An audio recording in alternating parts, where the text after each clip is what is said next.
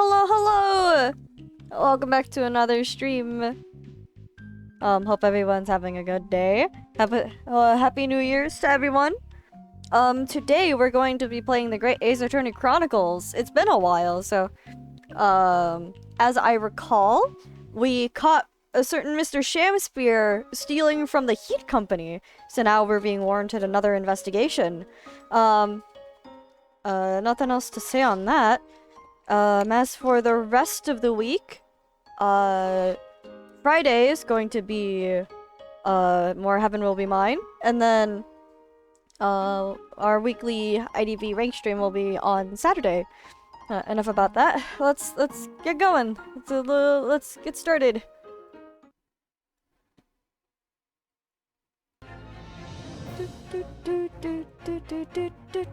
It's been a while, so let's keep going. Let's do it. Yes, Memoirs of the Clouded Kokoro. 23rd February, 9:23 a.m. The Old Bailey, Defendant's Antechamber. Oh, did we already investigate? Oh, hi, Soseki. How nice to see you first thing.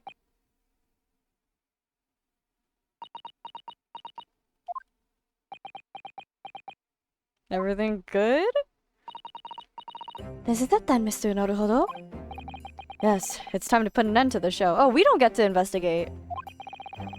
To the miserable curse that's been plaguing Mr. Natsume. To everything. In my own small way, I shall do everything I can to help you. I always appreciate your help, Miss Susato. Suffering Soseki selfishly sidelined! Well, we're cheering ourselves up here. Ah! Good morning to you too, Mr. Natsume. Good morning? Good morning, locum student Mr. Naruhodo Esquire. Listen to you two, chatting away happily as if the main player of today's trial isn't here. You'll be fine! Why would you do that? Why? Oh dear, we didn't mean to cause offense, Mr. Natsume. I thought perhaps that because you had your eyes shut so tightly you were meditating, finding inner calm. It seemed wrong to disturb you. I was waiting! What's the matter, Mr. Natsume? You seem different somehow today. Why, naturally, that's because I've attained spiritual enlightenment. The path of literature, you see, is a journey to discover one's own death. Or such like. That's the sort of morning conversation I was hoping for! That's why I had my eyes shut! Well, you didn't look like you were hoping for engagement, per se. I missed the signs, I'm afraid. Somehow. You'll have to forgive me. And you mustn't talk of your path leading to you to death, Mr. Natsume. Give me 1 second, I need to bump some levers here. That was just an example! Oh yes, there it is. Inner calm. You barely came to see me at all yesterday. I was sure you'd abandoned me. I returned to our beautiful long-lost homeland. No, we wouldn't. We've not even been in Great Britain a week yet. Well, yes, anyway. I intend to set everything straight in court today. I'm determined to uncover the truth. Let's go! I've actually reached an important decision myself. Did we do further investigations and I'm just a little stupid?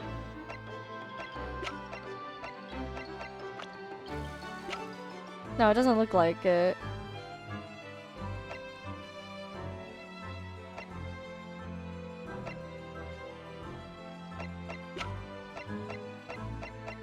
Alright. We should be fine then. Oh? What sort of decision? I shall fill you in after the trial. Alright. It would seem Mr. Sholmes isn't coming today after all. It's a very clever message, I think. My dear fellows, you must win this battle on your own merits. It's a very clear message, I think, that he's overslept again. The great detective? My arch nemesis! Long may he stay away, if you ask me. Oh, defendant and your legal representative! The trial is about to begin! Make your way into the courtroom immediately! I got you, bro! Today, once again, we face the Reaper. And when the Reaper stands for the prosecution, the defendant's fate is sealed. But I don't believe in that legend any more than I believe in Soseki-san's curse. The truth is hidden here somewhere, and I won't let it escape me. I have to keep believing in my client, and keep fighting to the very end. That's all! Hell yeah! You go, Naruhodo!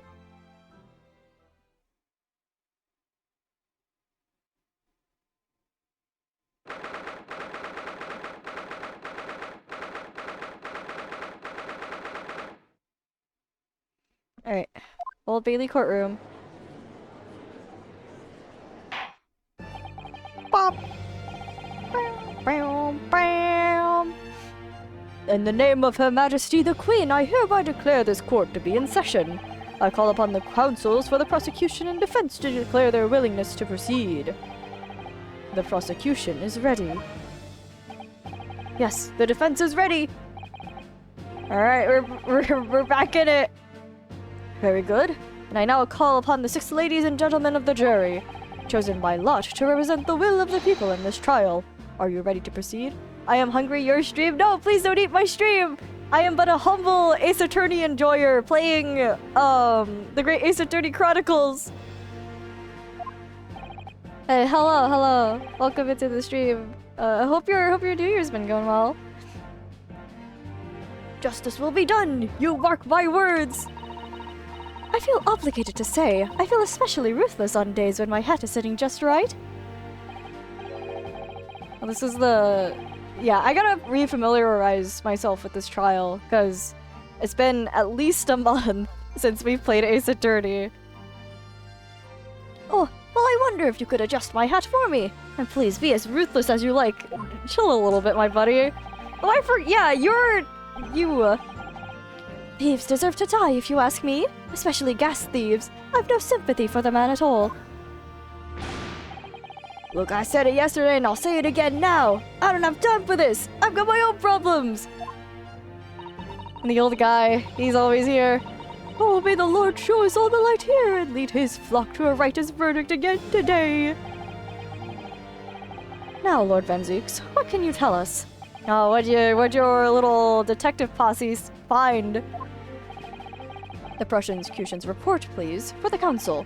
In relation to the theory expounded by the defense yesterday regarding the defendant's tea. Oh, did you find something? So he does have the results. Yeah, pour yourself that bottle of wine. Before the prosecution delivers the black news about the black tea belonging to the blackguard in the dock. Pray, allow me a moment to savor a liquid of a more sanguine hue. In fact, I'll defer to the good detective for the report. Oh, here's to you, Inspector. His name is Gregson, right? Yeah. Hi, Gregson. Yes, sir. Thank you, sir. As indicated by the defense, we found a bar of soap just outside the victim's window in the snow. And there was indeed a frozen reddish liquid in a little depression on the top of it. Yes, that's the tea! That's what Mr. Natsume brought with him that night. Well, the brains at the yard analyzed it, and yes, you're right. It was tea. And there wasn't a trace of stitcherin or any other toxic substance in it. No poison at all! Was that what we were going for? In other words, the tea that the defendant brought with him to the victim's room is innocent. It's in the clear. Alright, that's what we were thinking of, I think. What a revelation!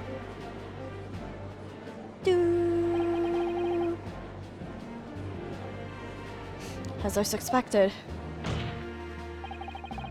This makes it quite clear.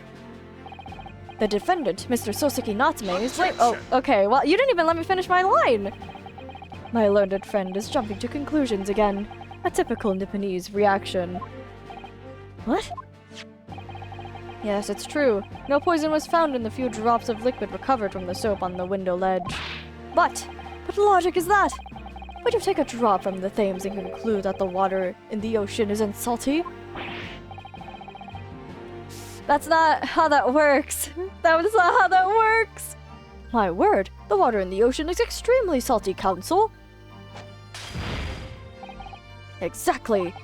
Unfit for drinking. just as the victim's tea was on the night in question, as the court has already heard. Bitter was the precise word from the lips of Mr. William Shamspeare, whom the prosecution now calls back to the stand. Okay.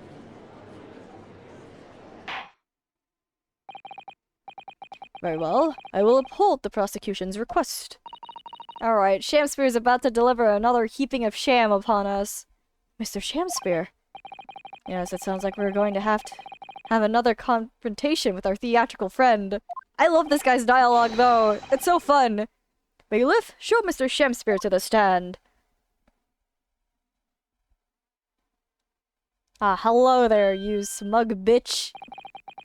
Mr. William Shamspeare, the victim of this despicable crime. Oh heaven, oh hell, do you command me to remember? Forsooth, 'twas I, Shamspeare, did have a bellyful of the foul liquid given in mine innocence. Yes, but as was revealed in yesterday's proceedings, the witness is not as innocent as we had perhaps first been led to believe. By using bars of soap such as this, he has been stealing gas from the supply company, yes. One might smile and be a villain. Forsooth, 'twas I, Shamspeare, did have a roomful of the sweet fuel given. That's right, fellow jurors, don't forget, this man is a rotten thief! Yeah. I haven't forgotten. Keep all that about the ice coins a tidy secret, don't you? You should have owed up sooner. Arrest him, I say! Arrest him at once, and let him feel the sting in my tail. Oh, you're really not helping the bee puns here. Oh, indeed, by dint of vile and cowardly means have I plotted to further mine own ends, I confess. Thou wouldst not pardon my sins, of that I am sure. If you acknowledge your wrongdoing, what exactly are you doing here? Cowards die many times before their deaths. And for a coward such as I, death may be well deserved. But would it that a still greater crime passeth unpunished? For lo, the hairy-faced gentleman of farther east than Verona did contrive to poison me. What animation are you doing? Objection! But there was no poison in the tea found in your room. The police have attested to that. What the defense would assert as an inconsistency will quickly be cleared by the witness's testimony. Is that not so, Mr. Shamspeare? Verily, my liege, I would most gladly speak. Alright, here we go. Very well, let the witness testify to explain this inconsistency. Tell the court why is it that poison apparently entered your body, though none was found in the tea?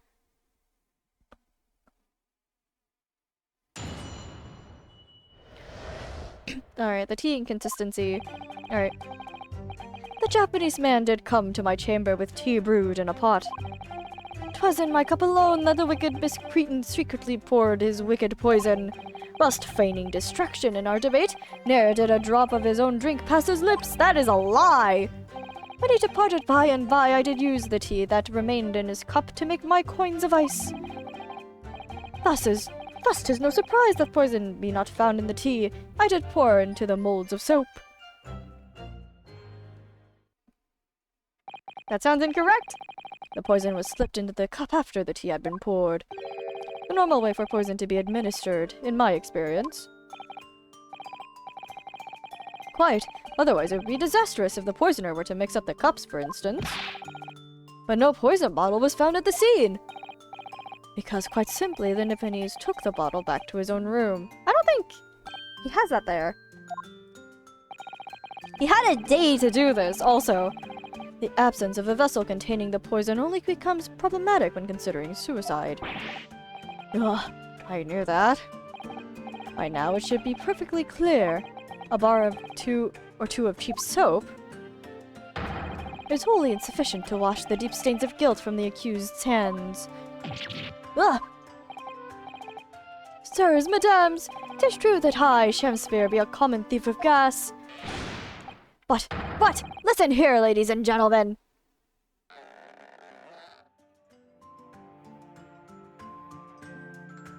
gotta be made out of plastic. Wherefore would I lie? Verily, I have no cause. I have naught to lose. Except maybe a higher charge. Well, I do declare.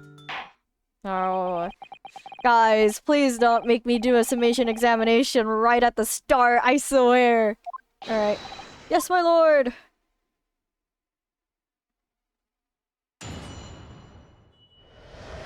Alright, so this line is just straight up a lie.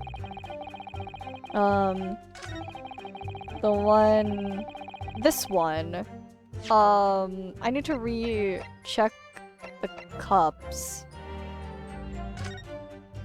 Cause, yeah, there's one with a red line and one that isn't.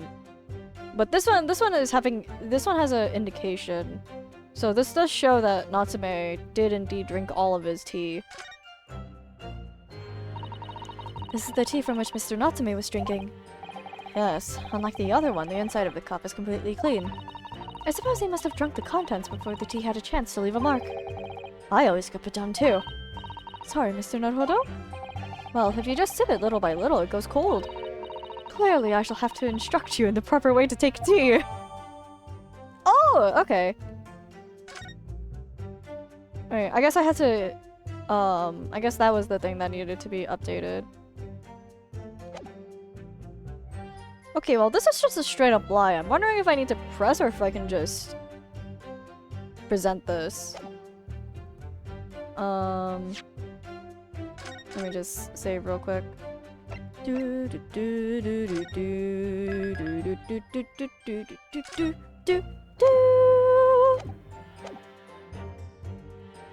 Alright, we can press it, just in case. But the teacup Mr. Natsume drank from was found completely empty at the scene. And let's not forget the defendant's maxim, drink tea while it's hot. I did gulp from the poisoned cup that night, and in mine agony did I writhe uncontrolled. In fits of pain did I knock the fellow's cup, and its contents split as blood from a gaping wound, methinks. Though certainly, 'twas after I had made the coins of ice from his tea. That sounds incorrect. That sounds not correct. An upset cup was found on the table that the victim was slumped over. There's no contradiction here. There is! There is! You bitch! There is! It's true. There was no tea left in either cup that we found at the scene. But still, something about the statement is troubling me. Oh, me too, Susato. Oh, don't worry. Mr. Natsume's wise drink tea while it's hot maxim, isn't it?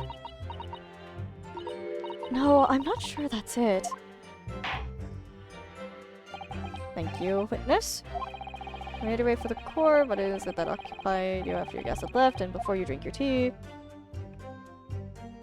Okay, yeah, I can just go back here and just present the cups because your ass is lying, just straight up. You claim that Mr. Natsume didn't drink a drop of tea in the night in question. But that's impossible. How? Shop logic? What is this, ye darky-clad fiend? The two teacups from the scene, one used by the victim and the other by the defendant, have a clear difference between them, one that represents incontrovertible proof. I'm in shock that I managed to read that in one go. Incontrovertible? What difference? Look at the inside of the cups. Just here, there's a clearly visible ring. Yes, a tea ring. Commonplace enough. Indeed, such stains occur all too readily when one leaves tea in the cup for a while. And yet, Mr. Natsume's cup has no such ring. Good lord, you're right! It's completely clean! And prithee, sir, what makest thou of it? Are you an idiot? That means he gulped it all in one go!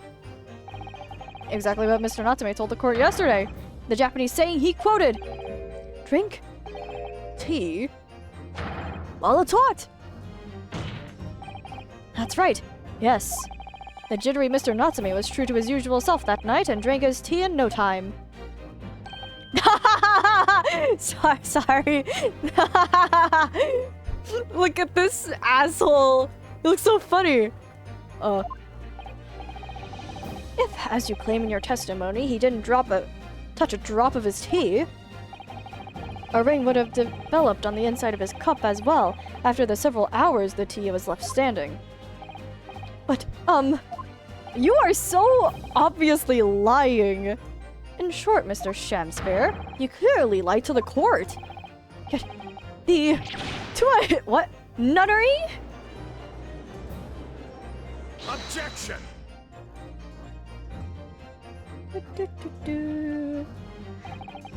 As a rule, I fill my hollow chalice up to 7 times during any one trial. You might want to keep that information to yourself. Yeah, how many you already downed it already! Yes, occasionally, tedium distracts me and I pour more times than I intended until the bottle is dry. Your drinking habits are fascinating, but irrelevant. On the contrary, they illustrate the fickleness of human memory. To William Shamspare. Yes, my liege. Though you previously stated that you made the coins of ice from the leftover tea in the accused's cup. Could it be that you were perhaps mistaken? Oh, Van Zeeks, please keep your mouth shut! Huh? Could it be that, yes, perhaps there was some tea remaining in the small teapot left at the seam? Oh, well, we can't prove any of that. A fact that had vanished from your memory until now. Can you shut up? Yeah, and of course he's gonna play along with it, because why else wouldn't he? Faith, my liege, thou art a magician! For verily, 'tis as though thou hast seen with thine own eyes that night. What? Forsooth, I was mistook. I did plan to use tea from the Japanese fellow's cup, but lo, when I looked, 'twas empty. And thus did I use the dregs that festered in the teapot, as my liege did suggest. And you've just suddenly remembered now that you've made a mistake before? Are we supposed to believe that? Objection! People's memories are imperfect, my learned friend, which is why we rely on evidence instead. Where's the teapot then? But in any case, it makes no difference. The victim's most recent testimony tells us 2 things of note. Firstly, that the poison was put into the victim's teacup only. And secondly, that his spoiled cup was not the source of the insipid ice coins that have bewitched this court. The prosecution makes a fine summary of the facts. But where's your evidence? Furthermore, the testimony remains valid and in full support of the established facts. In other words... Oh, off with his cape. The inconsistency claimed by the defense simply does not exist. No! Yeah, you buffoon! I'm gonna use my bare hands, your neck. I do declare, I didn't get to read. Apart from the bit about thieving gas, obviously. My lords, ladies, and gentlemen of the jury, I do solemnly swear, after I did dine at Grubb's Grubbery Ale-house that night, not did pass my lips, but the black tea given me by the Japanese, whose back be stooped as low as death. And on what did you dine, sir? Why, I did partake of my favorites. A broth as would be called soup, and a leaf would be called salad. Would be called the salad. As in insalubrious as a menu as the establishment where it was served. But you gods will give us some faults to make us men. Willingly would I suffer what punishment 'tis seen fit to serve a wicked thief of gas, but pray ye wise and noble fellows ne'er forget the simple truth. That be one thing, and this be another. Oh, you! Ters all, your humble servant Shamspare doth entreat you, punish the Japanese fellow for his sins. Oh, my lord! Oh, okay, it's this guy. If I may speak, my lord? Yes, Mr. Foreman? I believe we may have been duped by that rotten defense lawyer. Oh my god, okay. By me? I do declare you may be right. We all know the waif there was making coins of ice to keep himself warm. But this lawyer lad says if he's been stealing gas, he deserves a dose of poison, eh? No? When did I say that? He's been leading us up the garden path. That's what he's doing. I really never said anything like that.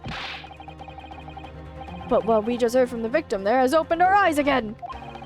We reached a decision this time, and we won't be swayed from it. Oh, there's about to be some swaying to do.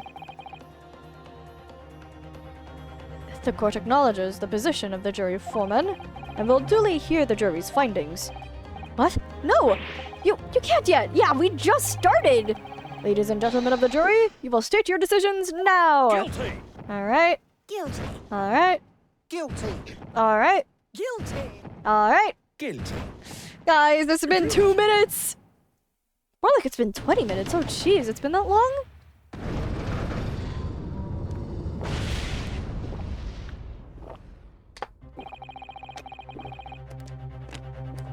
I hereby declare the jury to be one in accord. Oh, happy day! How is this happening? My lord, the defense asserts its right to carry out a summation examination. Yeah, right away, no hesitation. Very well, the court upholds the defense's right. Typical. My learned friend is unable to accept the obvious truth. More like you're swaying the jury. This trial will therefore enter its second summation examination immediately. Jurors, the court calls upon each of you to state the grounds upon which you find the defendant guilty of the crime of which he is charged.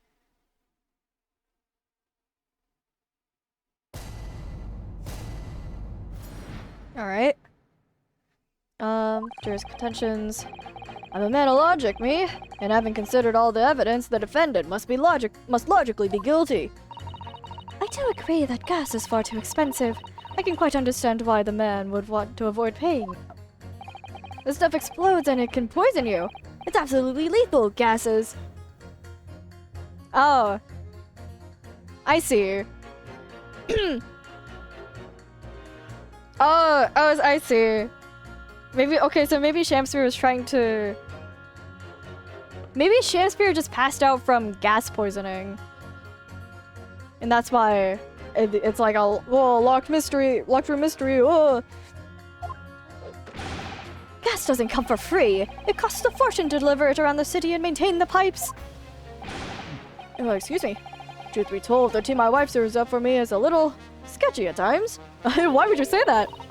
If nothing else passed the victim's lips that night, there's no other explanation, is there? No, gas poisoning! Gas poisoning!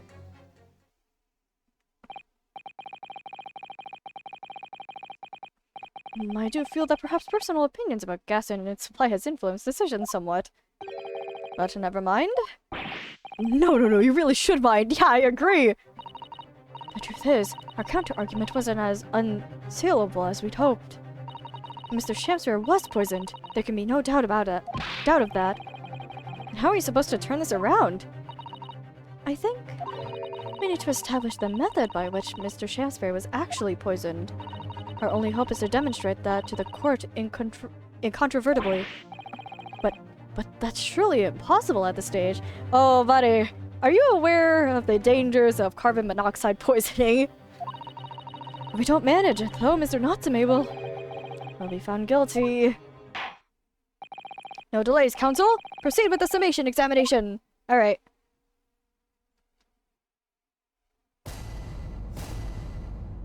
All right. Defense's rebuttal. Okay. What can I press? To deliver it around the city and maintain the pipes. Truth be told, the tea my wife serves up is a little sketchy at times. Okay, so we need to pit this against something. Probably 3, but I'll wait. Gas doesn't come for free. It costs a fortune to deliver it around the city and maintain the pipes. I feel like these would be related. Do I have to press this guy, or is this like irrelevant? Because this feels well, I guess it does. It doesn't hurt. Let's press you. Hold it! Can we please refrain from all this talk of gas? There's an all-out attack underway here, in case if you hadn't noticed, against my company's gas. And I'm supposed to sit here and take it, am I? I don't think so! This is really buzzing now. All I've heard about our wonderful fuels is explosions and poisonings. Oh. What about electricity, What about getting electrocuted? What about that? A little explosion here and there is nothing in comparison. Any explosion could hardly be described as nothing, madame. Nevertheless, the theft of your gas is deplorable. My point exactly. But the gas thieves aren't even the worst of our enemies. We have far more devious reprobates to contend with on a daily basis, you know? More devious? Who, madame? Other gas companies, of course. Other gas companies? Not quite what I was expecting. We generate gas and deliver it to our customers fair and square. Indeed, nobody's questioning that, madame. Altamont is an exemplary gas company.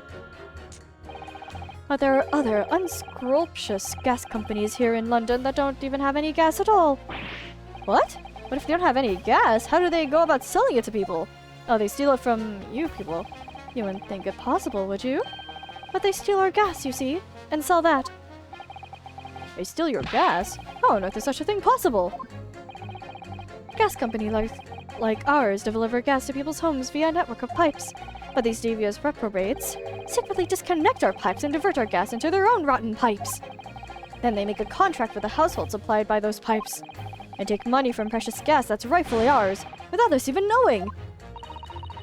They're diverting gas into their own pipes illegally. What a brazen form of theft. I feel like that's, well, obviously that's illegal, but I feel like that's unsafe too, just to have gas roaming around. When we visit customers' houses to collect the money from their meters, we always have to check whether or not one of those devious companies has been up to its... Oh. Oh, wait, what do you got? You're so shocked. Do you have something to say about that, juror number 3? Oh, golly, you mean me? I'm terribly sorry. I was just thinking to myself. I really did catch him off guard there. Thinking about what the lady next to you was saying, correct? Well, yeah. I just got a little riled up about it recently, you see. Go on. An Altamont gas worker visited my house the other day to investigate the pipework. We need to ask for your cooperation while we carry out a secret check of your property, sir, the fellow said. So I let him in. And do you know what he did? I'm, afraid I have no idea. Please tell us. He proceeded to take one of my lights off the wall. Then he grabbed the exposed mouth of the pipe and started blowing into it. Huh? Huh? What do you think you're doing, young man? You're giving away company secrets there! Oh, please, everybody knows, but it was very nearly the death of me, I can tell you. What do you mean? I'll explain if you don't mind. As I said before, these unscrupulous other gas companies connect their customers to our pipe network. Yes, but how does blowing into the pipes come into it? Obviously, there's gas in the pipes, and it's at a fairly low pressure. By blowing air through the pipe, you can make the pressure drop temporarily. And if you do that, any lights connected to the same pipe will flicker for a moment. Ah, I see! In other words, if upon blowing into the pipe the lights of an adjacent property that has no contract with your company flicker, you can know that these devious scoundrels have been meddling with the pipes. Oh, okay. Exactly, my lord. That's it in a nutshell. It's the reason why we have teams of workers going around neighborhoods to investigate which lights flicker. Trouble is, the particular worker who came to my house didn't know the strength of his own breath. He blew down the pipe with all his might. And you can guess what happened, can't you? Well, if he blew hard, then... Wait, you mean... no, I don't know. That's right, the lights didn't just flicker, they went out, along with the stove. Gas started pouring... Oh, gas poisoning. What a disaster. The gas supply must have been interrupted briefly because the man blew too hard, so the flames went out. I'm afraid I yelled at the fellow. Are you trying to kill us all? I said. So by disconnecting a lamp and blowing into the exposed gas pipe, it's possible to extinguish lamps and stoves connected to the same network of pipes. And then when the gas starts flowing again, it just silently seeps into the room. Is that what the building is doing? Mr. Naruhodo, I think perhaps... Yes, this is almost certainly the clue that we've been hoping for. Ah! Juror number 3! The defense requests that you amend your statement to include that information. Oh, well, if you like. I don't mind. Yeah, that's why Natsume can't sleep. It's because he's been getting gas poisoned. Oh, like I said, madame, it's widely known already. Very well. Juror number 3, you will amend your statement accordingly. Alright. Yes, my lord. Although I'm not really sure what the point of all this is. Oh, don't worry. There's a old guy that I need you to just pit real quick here.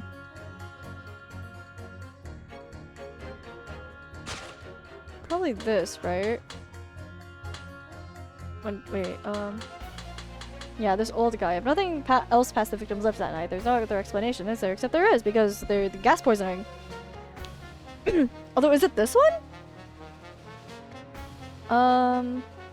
Because I don't think I'll get anything if I press this one. I should probably press this guy. Hang on. Let me press this guy. Hold it! I feel like I should, at least.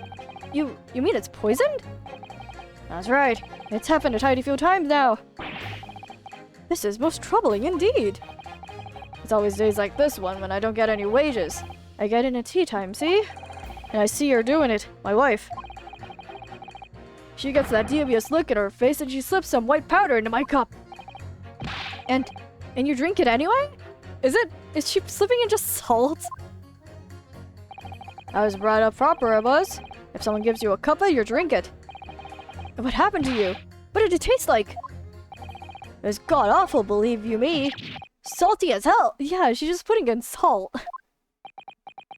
Okay, I don't think this was necessary.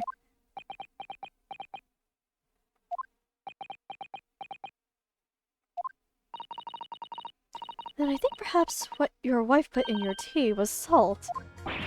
No! So he doesn't even care enough to poison me properly, huh? Unbelievable. Alright, let's move on, please. Yeah, alright. Okay, let's pit old guy with this guy. Alright, these two statements clearly contradict each other. I'm sorry to do this to you, old man. Goodness gracious, to whose statements do you refer, counsel? Juror number 6, did you hear what juror number 3 just said? Huh? What? Yes, of course. I heard him mumbling about something or other. Oh, he's walking. There is another explanation here, I believe. Something besides Mr. Natsume's tea did, in a matter of fact, speaking past the victim's lips on the night in question. What? What explanation? I wonder, did the police check the mouth of the gas pipe feeding the wall light at the scene to see if there were any traces of poison there? I was curious to see what your floundering would result in this time. With the mouth of a gas pipe. Scotland Yard has enough to do without exploring such irrelevance. Well, you should have checked it. Oh! What a piece of work! It's a man! What are you trying to say, Mr. Shakespeare? What speakest thou? Prithee, it is not strange and strange. That is what I say to these. Are you trying to distract me? I thought I'd been quite clear, but let me put it another way. The citron could have been on the mouth of the gas pipe that feeds the wall lamp in your room. And that is how the poison came to enter your body. Good lord! Are they tasty then? Gas pipes? Is that what he's saying? No, he's trying to blow into the gas pipes then. Or is the gentleman suggesting that the poor man was so desperately hungry he tried to fill his belly with gas? Perhaps no actress would perform a kiss scene with him, For shame, madame! Speaking thy fancy! I assure you I am not such a buffoon that I have to kiss pipes! Objection! Oh, don't worry. This is no summation examination. This is a farce. The prosecution will not stand for any more of my learned Nipponese's friend's conjecture.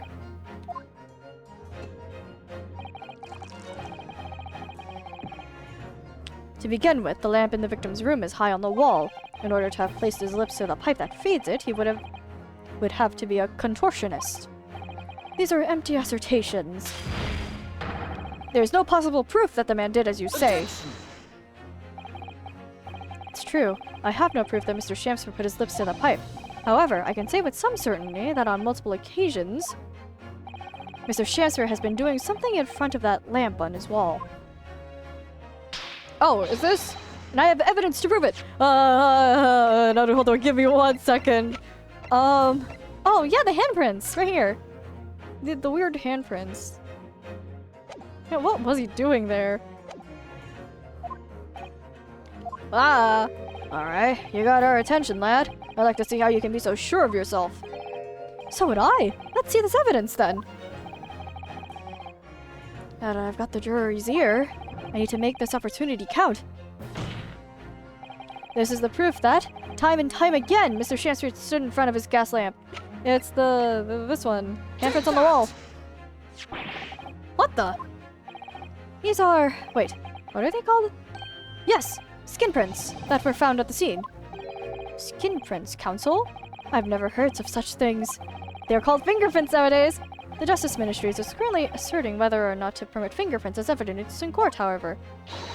My lord, this is an exciting new forensic technique developed by the great detective Mr. Holok Sholmes. It reveals all of the places that Mr. Shamsford touched in his room. I've never seen anything like it. I mean, that's black magic, isn't it? No, it's not, because humans leak oil and stuff. So I guess that's how Mr. Shamsford is doing it. Well, if anyone could invent something like this, it's that great Sholmes fellow, that's for sure. I agree. This month's edition of Engineering Thumbs was quite fascinating. We found skin prints in many places that you would expect. On the table, on the costumes. However, Mr. Shamsford also appears to have been touching some very unexpected places in his room. For example, here. Around the hanging picture there. Indeed, multiple handprints appear to be visible. Well, I wonder, could he have been appreciating the artwork, perhaps? That's an odd way of appreciating it. At first, my colleagues and I thought the same.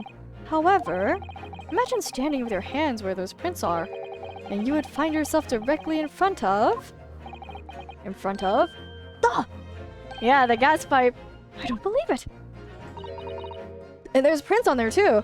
The gas lamp.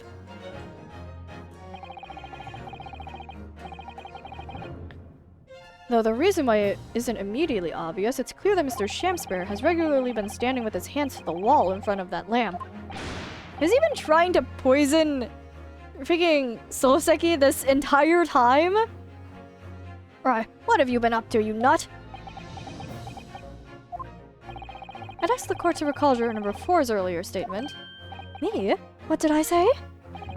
You said that blowing into a gas pipe would make the lights in the entire building flicker. And now, if you recall juror number 3's statement...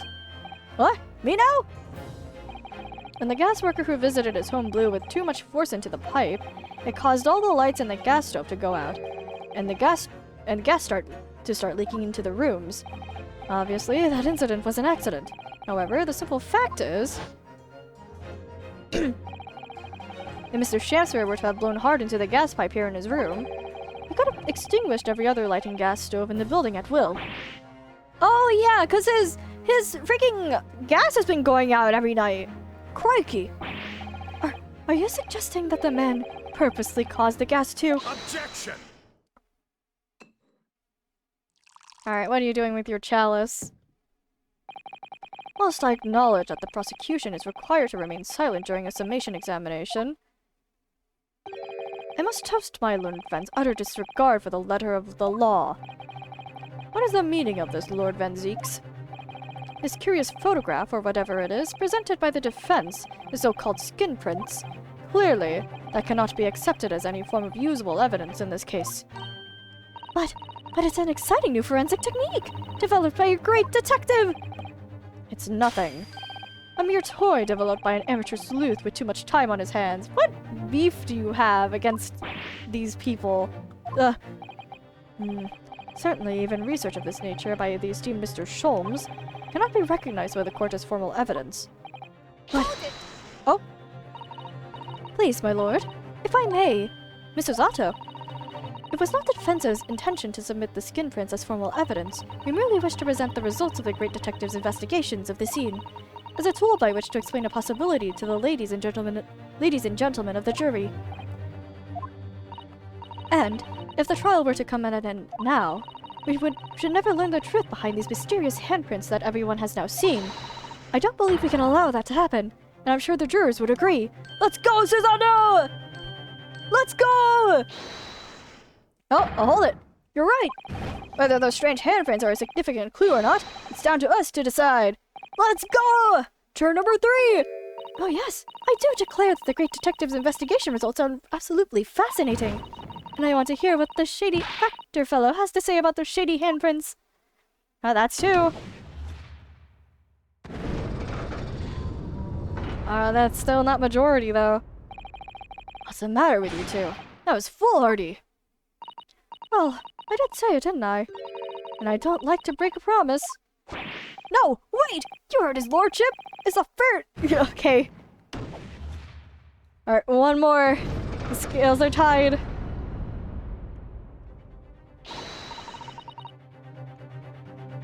Oh, well done, Mr. Naruhodo.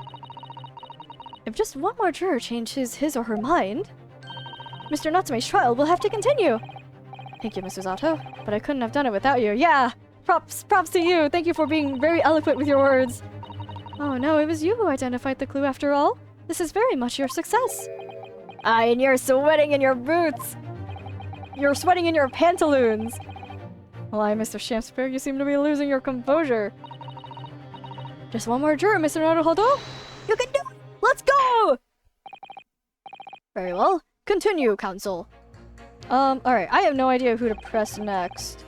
Let's just go in order. Hello, what's up with you? All the evidence, you say? Yeah, that's right. And there's no room for doubt. It's all pointing to that Japanese man with the big mustache. There's the Englishman with the bigger mustache. But the defense just demonstrated another possible explanation for the events on the night in question. What do you make of that? What, your so-called skin prints? Oh, we wouldn't have gotten this conversation if we didn't, pit the two. It's an exciting new forensic investigation technique developed by the great detective himself. The numerous handprints on the wall are clearly out of the ordinary. And if Mr. Shamspeare had indeed put his mouth to the gas pipe on the night in question, it can't be denied that there's a possibility that's where the poison was. Well, yes, I won't deny that it's playing on my mind. But as the prosecution rightly says, we should pay no heed to unacceptable forms of evidence. Besides... Yes? Even if the fellow has been up to some mischief with the gas pipe dozens of times before, it doesn't mean he got up to the same shenanigans on the night in question, does it? Oh. Ooh, okay. If you can't make your case better than that, I'm afraid I can't change my stance. You did make a very valid point, sir. What? That's true. Perhaps I was a little hasty. Uh-oh. No, wait! Look, you've got your chance here, haven't you? It's time to prove your theory. If you and your Japanese courts can, that is. Huh? Just leave our nationality out of this, please, yeah! Mr. Naruhodo, if we can't substantiate our position, I'm afraid the jurors that changed their minds before may very well change them back. Alright, what can I do? Is there any more proof I can give here? Can I show Mr. Shamspeare really did blow it? Oh, testimony. We have... Suoseki has been saying that his gas has been acting up. I have supporting testimony. Now, in truth, I don't have evidence to support my theory. However, there is a witness testimony that substantiates it. What's that? Testimony? This is incredible! Whose testimony? Yes, it's all connected. Everything is linked. A person whose testimony revealed details about the gas in the Gyardup residence that night. Namely, it's Soseki, right? We don't have any. It's either Soseki or the Gyardup couple, and it's probably Soseki.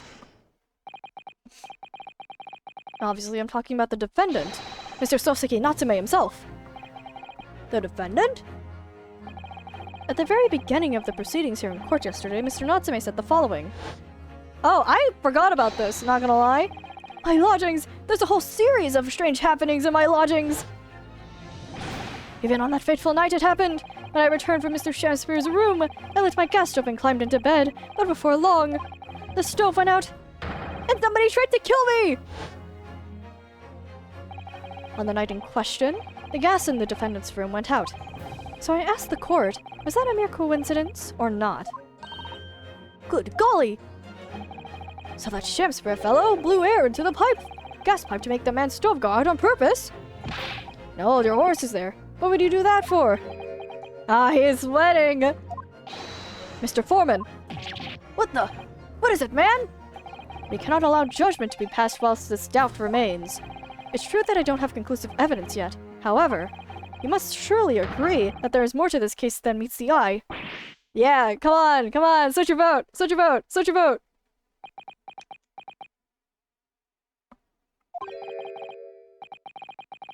Fair enough. Like I said at the outset, I'm a man of logic, first and foremost. Yeah, let's go! Thank you, bro!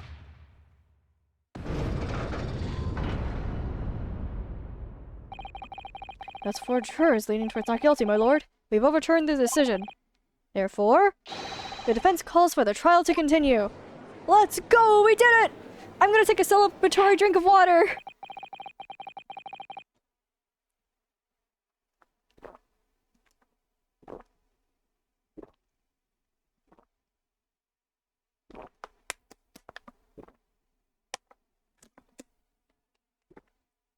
Woo! Alright. As the defense has rightfully indicated, the summation examination has concluded with a majority of jurors altering their decisions. 2 juror members now called guilty, 4 now called not guilty. Therefore, the jury's opinion is conflicted, and in accordance with the law of this land, I hereby order the continuation of this trial. Take that, Van Zeeks! Mr. William Shakespeare! My lord, how can thy humble Shakespeare serve thee? What say you in your response to the various revelations made during the summation examination? So God mend me, I do solemnly swear I recall aught of either the lamp or the pipe. But your handprints have made a tidy mess all over the wall there. How'd you explain that, eh? Oh, that poor audience member. I am done with this. The dignity of this great courtroom has been sullied enough already. Juror number 5. Ooh, me? As I went to some pains to point out already, a print from the self-possessed detective's toy has no place in a British court of law. As such, whether or not this man did indeed stand before the gas lamp with his hands against the wall remains, at this time, unestablished conjecture. You'd all do well to remember that. But the gas is going out! Objection! But the prosecution must concede that it would be extremely simple to verify. Just order the mouth of the gas pipe feeding in the... Just order the mouth of the gas pipe feeding that lamp in Mr. Shakespeare's room to be examined. If there are traces of poison there... Objection! What appears to be extremely simple is my Nipponese friend's mind. You will recall that in order to check for the presence of poison in the tea, some remnants of the tea were required. Yeah, the pipe. Yes? Therefore, it shouldn't be beyond your wit to imagine that even if poison were to have been spread on the pipe,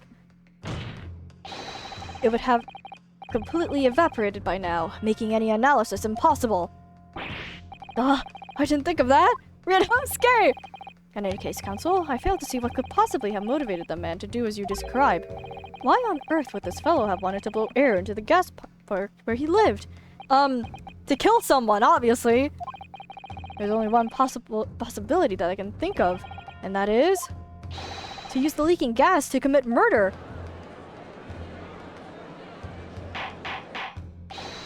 Order! Order! Counsel! Precisely whose life do you propose this man was plotting to end? Well, his only neighbor! The answer couldn't be simpler. Now we've unraveled the mystery this far. Mr. Shakespeare wanted to end the life of Soseki Natsume! Take that! If a gas lamp were to go out, it would be noticed immediately, of course. But a gas stove, on the other hand, could be silently extinguished by the killer without anyone noticing. I live around those parts myself, so I know what it's like. I can tell you, trying to sleep without the stove lit is pretty much suicide. You'd freeze to death in no time! Mr. Karadeb, the landlord, has a large fireplace in his part of the residence on the top floor. In other words, it wasn't the landlord, but a fellow lodger whose life Mr. Shakespeare was trying to end. Outrageous! Yeah, there you go, there's the confidence. I'm talking, of course, about the defendant. Yeah, what are you up to, Shamspear? Why do you want to kill him? Mr. Natsume isn't the villain in this case. He's the victim of this man was trying to murder.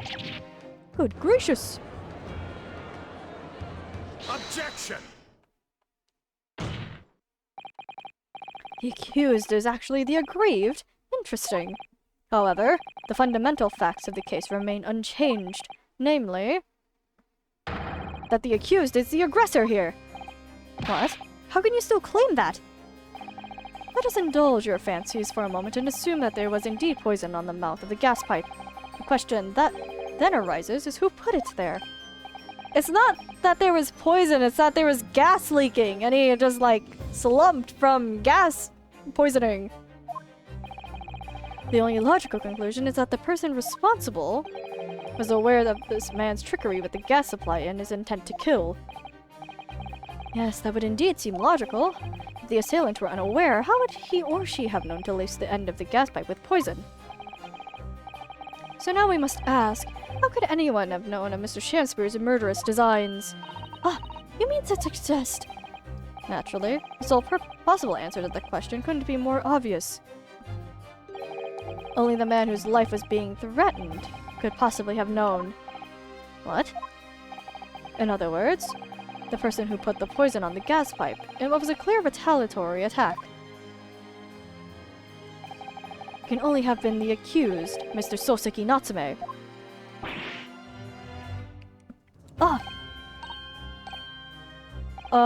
Okay, how do we get out of this? Whatever Mr. Shamspear may or may not have contrived to do, he was nevertheless the victim of a potentially lethal poison attack.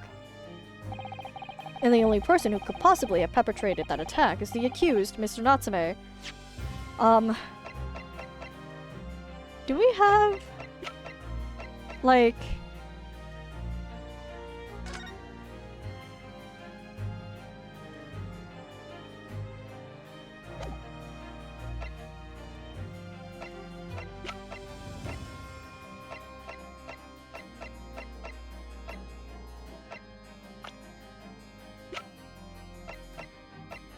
Because I know this guy died from gas poisoning.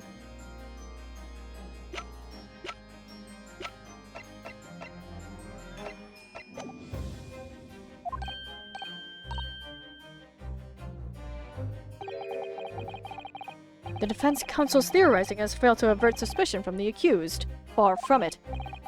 In fact, now that a clear motive for the poisoning has successfully been established, that suspicion is greater than ever. Uh-oh. We messed up! Would you not agree, my Nipponese friend? Ah. No! No! Yeah, okay. Oh, what do we do here? Oh no, and now the jury is talking!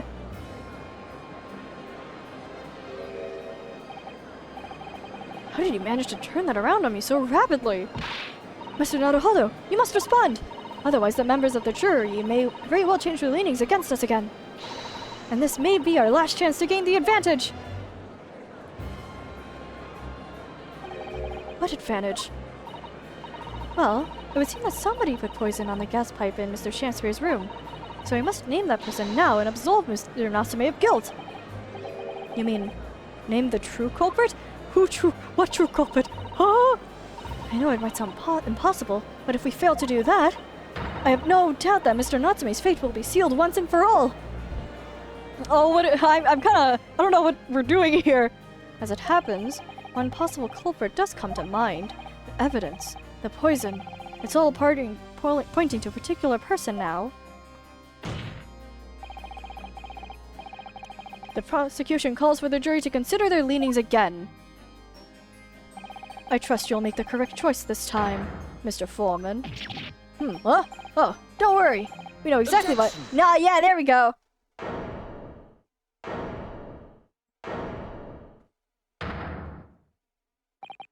There is one other person who I believe could have been involved in all of this. The true culprit of this crime. The true culprit? A term found only in second-rate novels featuring third-rate great detectives, my Nipponese friend. But why not?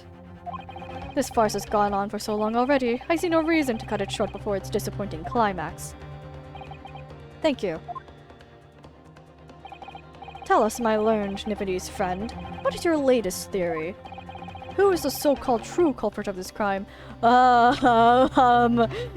have no clue!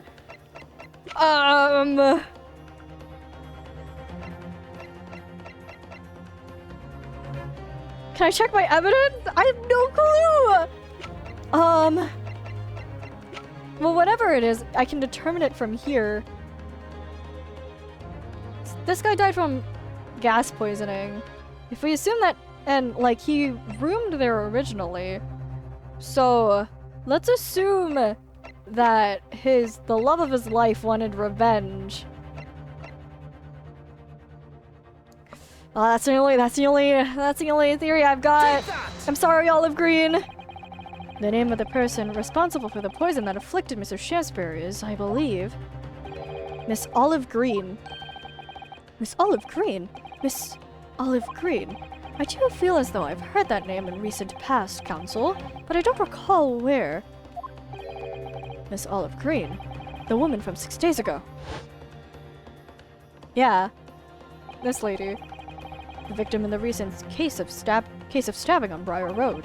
An incident for which Mr. Natsume was arrested, I hasten to add. Oh, of course, yes! Miss Green! She was left comatose for some 3 days, I believe, but I hear she regained consciousness 2 days ago. And I hardly need remind the court that Mr. Shakespeare's poisoning took place 3 days ago. Given that the woman was lying comatose in a hospital bed at the time, she appears to have a rather fine alibi. True, on the night of that incident occurred, Miss Green was in the hospital, unconscious. So on the face of it, it would seem that she couldn't possibly be responsible, but still. My colleagues and I visited Miss Green in the hospital yesterday. We found her to be in possession of a bottle of poison. Good gracious! She had poison? Yes, she did! And there's another fact that links Miss Green to this case as well. The defense requests that she be brought to the witness stand in order to explain the details to the court. Tell me, Mr. Shakespeare. Yeah, he wasn't paying attention. My lord, pray what be thy bidding? Are you acquainted with Miss Green? Huh? No, never heard of her. Judging by the look on Mr. Shakespeare's face, I think he perhaps generally doesn't know her. At least, not by name. As the voice of Her Majesty's prosecution here, I adhere to my word. You will see my learned friend's farce through to its conclusion. I appreciate that! Alright, the prosecution requests a short recess, my lord, in order to subpoena the witness and bring her here. Alright. Yes, Miss Olive Green.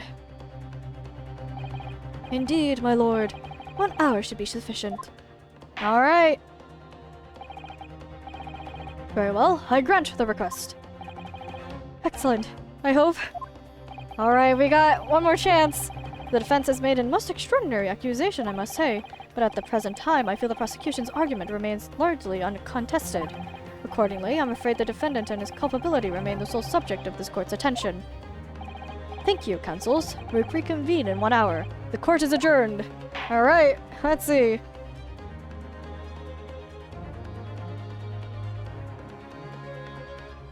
To be continued, but we're gonna be continuing this through to the end.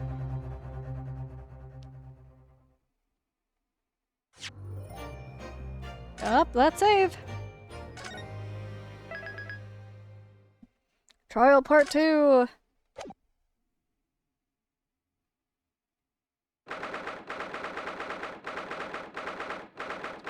At the Old Bailey. Let me just take another sip of water real quickly. Give me 1 second.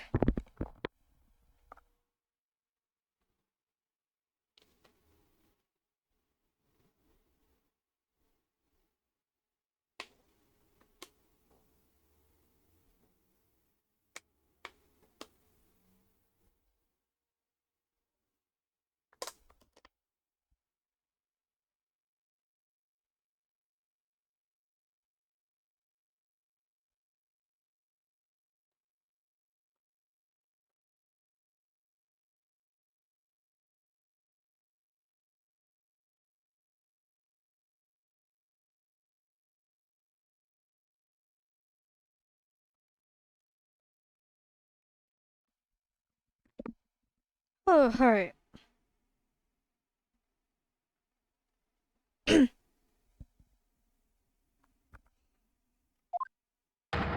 Joyful, jubilant jumping jacks! Well, yeah, we're progressing slowly but surely.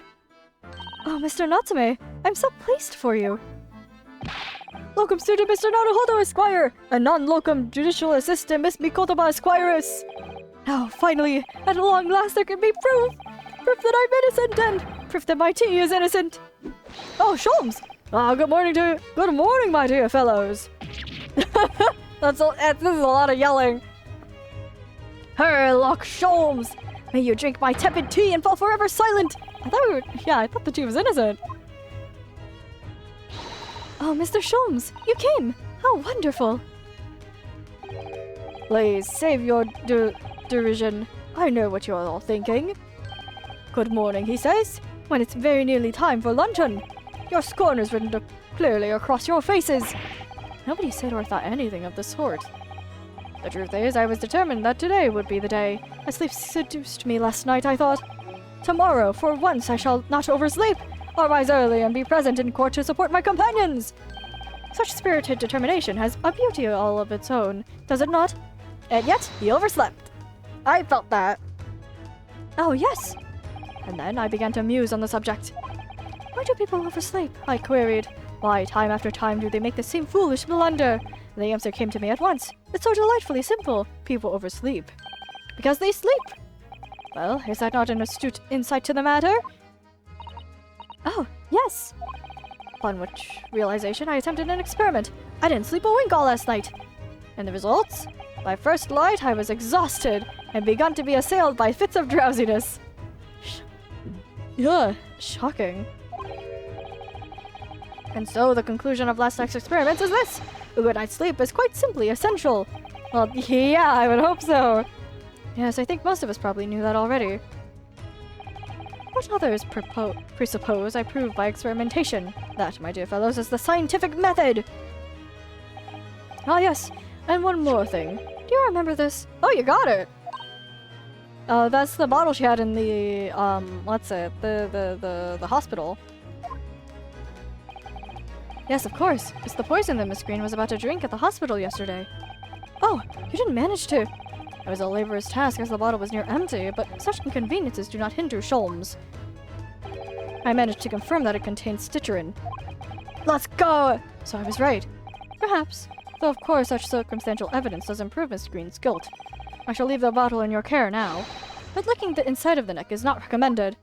Ah, there we go. The bottle poison has been entered into the court record. Could I have a word? Who is this? Oh, Gregson! Gregson, how good of you to come! Forget it. Excuse me. Oh, bye-bye! Wait a minute, Inspector! I don't wish to make a nuisance of myself. From the look on your face, I'd say it's someone else who you think is making a nuisance of himself. My dear Inspector, please, speak freely. Pretend I'm not here. Believe me, if I could do that, life would be a whole lot simpler for me. Do you have the results, Inspector? Of the investigation in Mr. Shamsbury's room? Not yet. Shouldn't be long now, though. No, I'm here about something else. That dead convict, actually. Oh. Oh, you mean the man from this newspaper article we discovered yesterday in Mr. Shamsbury's room? A man by the name of... Ah, yes, Selden. I went through the archives at the yard and dug out the fellow's file. There's something in there that... Well, it caught my eye. Something caught your eye? What, Inspector? What? I've copied out the relevant parts for you, so you can read it for yourselves. Thank you! Let's go, Inspector! Scotland Yard's file, that's convicted... oh yeah, okay. Alright, these documents. Alright, before we continue here, let's take a look. I don't believe there would be anything. This is the poison we've been hearing so much about. Citron. Here are remnants in the bottom bottle here. Look. Oh. Of course not. As long as we don't lose this trial. That's not a good thing to joke about. Even if we lose the trial. No, we mustn't lose the trial in the first place, Mr. Naruhodo. Make your mind up, Suzuto-san. Okay, that's it, I guess. 6 constant and natural causes, but it's only by its soulmate. Estimated 1,000 pounds worth of loot. His soul remains recovered.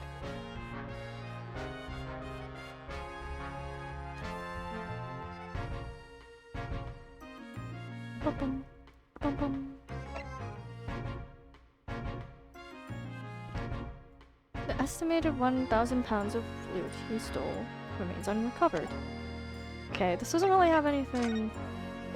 Oh, this is just the same thing. This is the... Okay.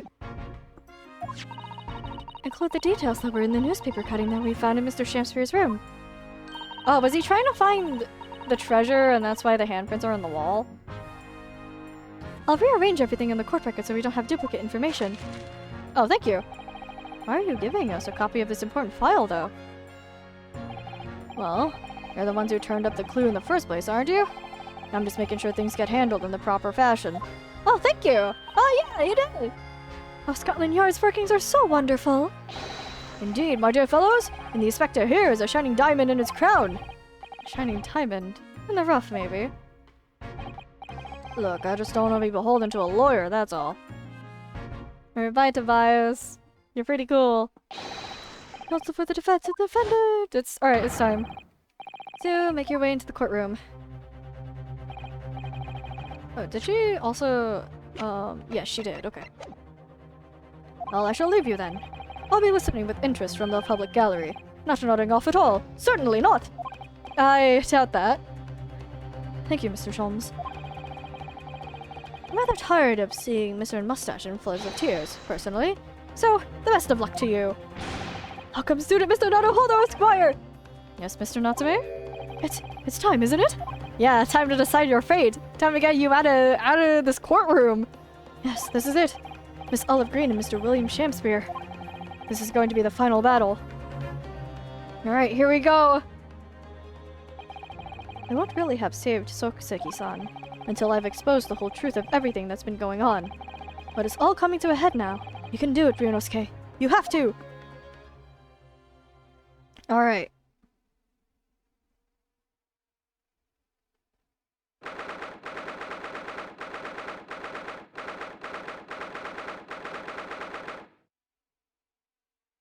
Okay, Old Bailey courtroom.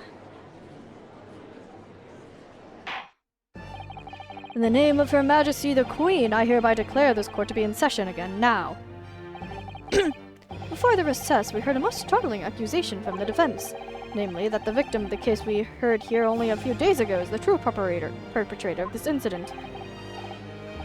A reckless, rash, and prejudiced charge of wrongdoing, in my opinion, my lord. However, the prosecution has tried to extend every courtesy to this amateur newcomer from dubious eastern shores. Oh, you're about to eat your words, sir! Thank you! For that backhanded consideration. A rather cold assessment from the honorable British prosecutor, I must say. So, Lord Benzies, is the new witness present and ready to take the stand?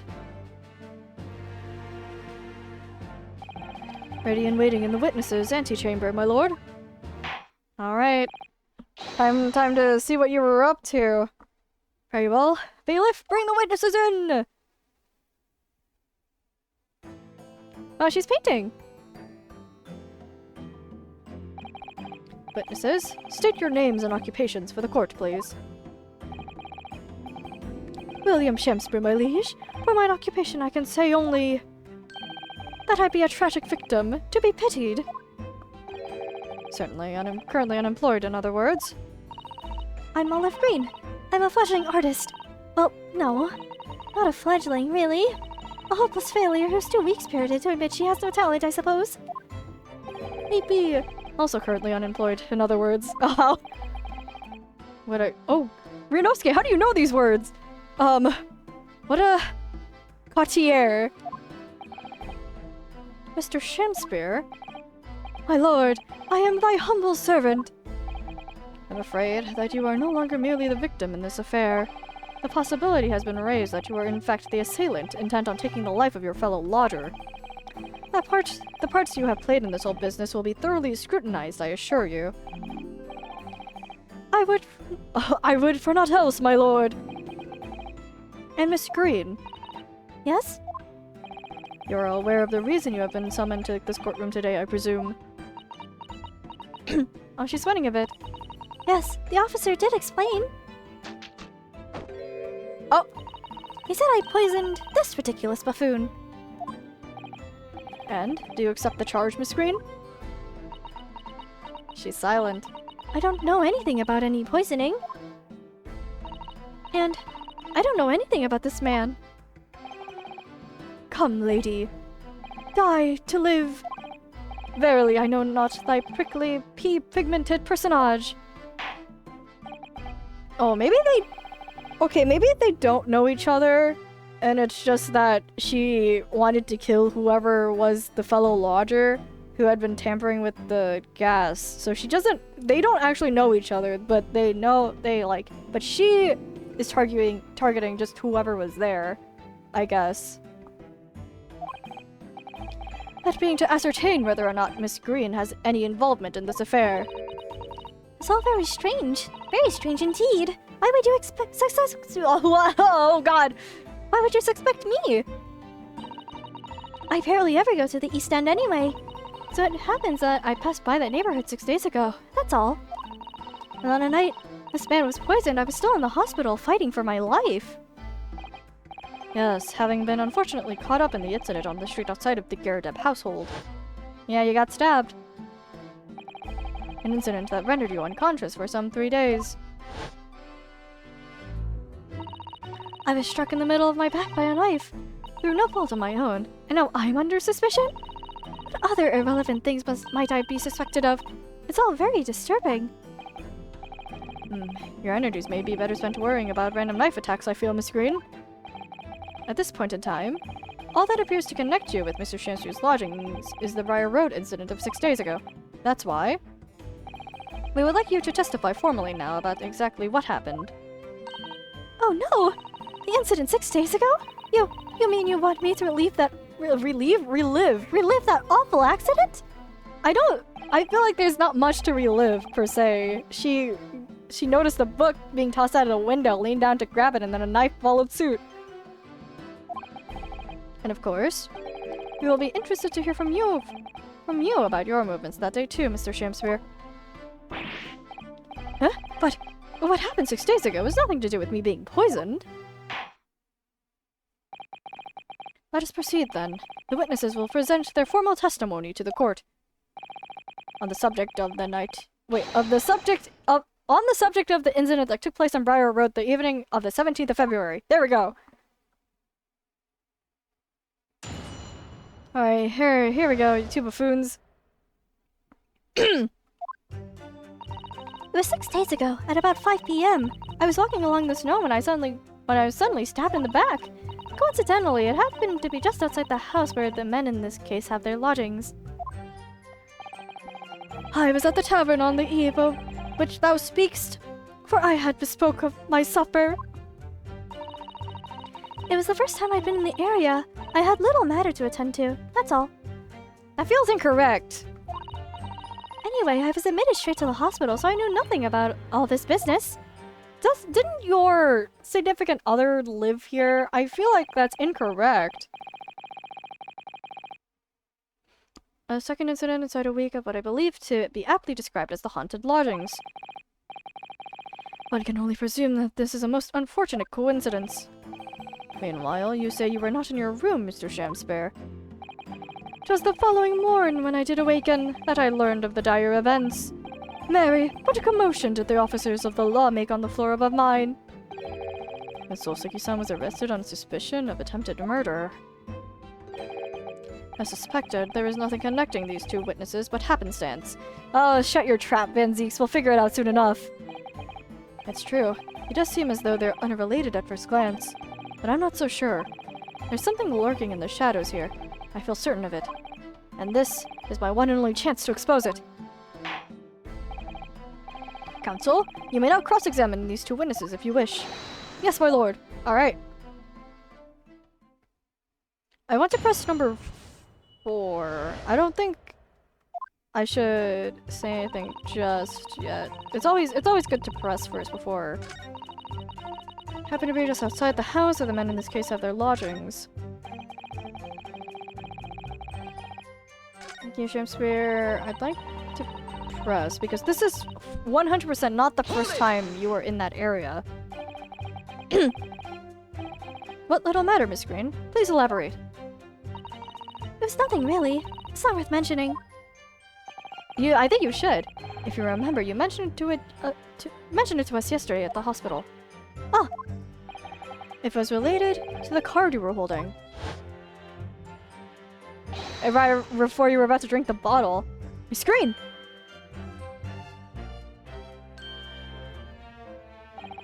What was that? She clearly just hit something behind her back. From your memory, I believe the card contained a note that read, I have information regarding the death of Duncan Ross. What does that matter? This has nothing to do with Duncan. Oh. Excuse me. Yeah, excuse me. What's up with you? Mr. Shakespeare, do you have something to share with the court? To be or not to be? That is the question. Ah, pray forgive me. The great bard's word springeth from within me, with near a thought. Don't tell me. It's because you're possessed by Shakespeare's spirit, right? Hearing Miss Green's words a moment ago seemed to make you think of something. Something of oh god. Relevance, perhaps. Huh? Well? Nay, sire. 'Twas nothing at all. Presumably you know the name, though. Mr. Duncan Ross, I mean. After all, you were both lodgers in the same house. I would it were so, but sadly nay. Lodging be a lonely occupation, sire. My lodging fellows be rarely known to me. So you haven't heard of him, even though he passed away in the room just one floor above yours. Oh, you had a hand in it, didn't you? Miss Green? Me, my lord? Have I done something wrong? The card that was mentioned before, containing the note, you have it upon your person. I do, yes. But I don't need it anymore. In fact, I should throw it away, really. I'll give it to us because we need it. Before you dispose of it, the court will take it as evidence, please. I can't help but note that this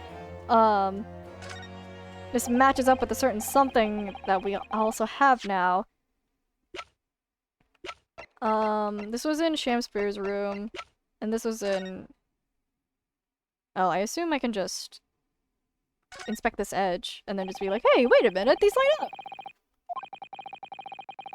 And correspondence, more neatly than that.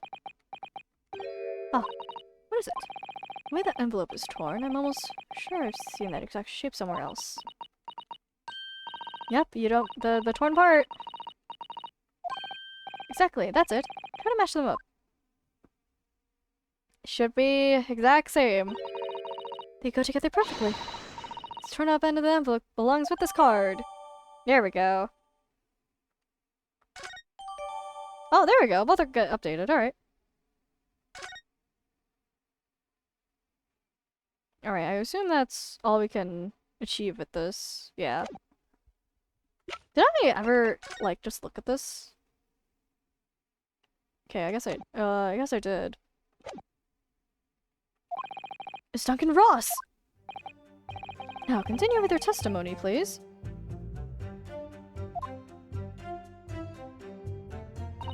I was admitted straight to the hospital, so I know nothing about all this business. Alright. Let's do one more round. Oh, Mr. Naruhodo, you've pursued Mr. Shakespeare wonderfully there. It worked out well, hasn't it? We have a new clue at last. Alright, now I need to pull off a really insightful objection somewhere. Well? As you managed to expose this promising new angle, I wonder if you should perhaps try to develop that. Oh, okay. Yeah, they're telling me, hey, you gotta press something here. And yelling out objections isn't necessarily the best way to do that, I suppose. 6 days ago. No questions there. No questions there. I have a little bit of questions here. A tavern, you say? Which one? 'Twas the Slug and Salad where I did tarry. 'Tis a jewel in the East End. And a little unexpected, I feel. Oh, he's caught onto something here. What do you mean, Lord Van Zeeks? The Slug and Salad offers unusually fine dining, for the locality at least. Not an establishment you would expect to be patronized by a man with not even a crumb of bread in his room. Oh. Oh! Oh, he caught on to something! It's true. The menu lists premium crusts of bread and glasses of water in different levels of cloudiness. I would have expected Grub's Grubbery in the local vicinity to be more appropriate for your means. Watery soap and mushy peas. Or rather, soapy water and pea like mush. You didn't have to say that. All equally appetizing. I just wanted to try some water in a different pub for once. What's wrong with that? No, I have a feeling you were up to something. And that something is with regards to that letter in your room. Or rather, the piece of it. How different can water really be? Or perhaps there's a more plausible explanation. A specific reason why he had to go to that particular establishment. Agreed. The fact that on the day of all days, he dined at a place he wouldn't normally. It does stand out. Seago, we're slightly suspicious. I wonder if we have some evidence that can explain— Oh, it's the letter! We do! Present evidence! Mr. Shakespeare? Yes, sire? On the day in question, is it not the case that you visited the Slug and Salad, a place you don't normally patronize, for a very particular reason? I don't know what you're talking about. Pray, if thou hast some purpose, speakest. Very well, I will present the court with evidence. Evidence that explains blah blah blah blah blah. I think we could present this and it'll be fine. I believe this torn off piece of envelope reveals the answer, because it fits together perfectly with the envelope of the card that was submitted into evidence earlier. Good lord! Miss Green's card, you mean? That's right, my lord. It reads, I have information regarding the death of Duncan Ross. Come to the Slug and Salad on Briar Road at 5 p.m. on the 17th. Don't tell anybody about this letter or the meeting. It is a matter of utmost importance. Yeah, so why do the both of you have this?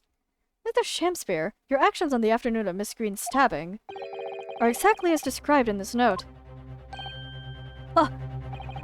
Personally, I find it hard to believe that that's a coincidence.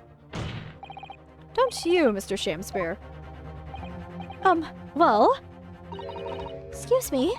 Can I say something? Yes, Miss Green? That card was delivered to me. Oh, it doesn't have anything to do with this odd man, does it? No, but that was found in his room. Oh, well, you think so, yes, but it's hard to believe it's merely— My lord, may I? May you what, Miss Green? I'd like to make something very clear about that card. Oh. Well then, you may amend your testimony to include details about the peculiar note. This note was delivered to me at my address. It's nothing to do with the odd man next to me here, but that's incorrect because this was found in his room. Should I just present this again? This was found in his room.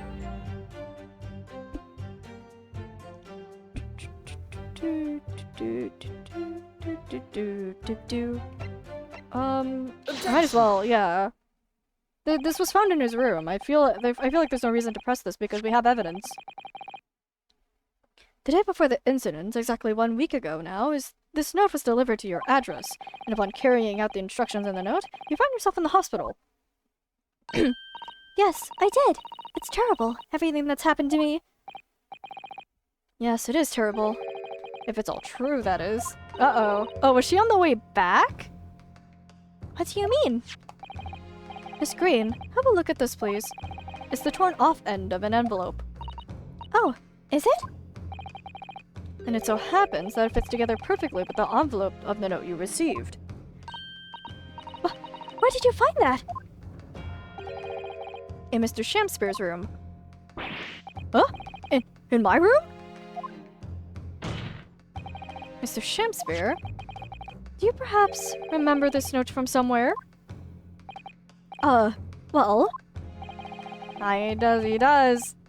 Her actions that afternoon follow the instructions in the note to the letter. Come to the Slug and Salad on Briar Road at 5 p.m. on the 17th. And so that's exactly where you went. She was also there in that area too. Let me ask you again, Mr. Shamspear. You already knew about this note, didn't you? Oh, he's looking away! Well, we caught you, buddy. And you, Miss Green. What did I do? As this torn-up end of the envelope proves, the note was originally in Mr. Shamspear's room. So how is it that it came to be in your possession? I don't have the first idea. I'm just a fledgling artist after all. Well, you could start by telling the truth. There's only one explanation. You broke into Mr. Shamspear's room and stole it. You did what? Sorry, thou hast what? You broke... thou were in my room! Oh, you broke character!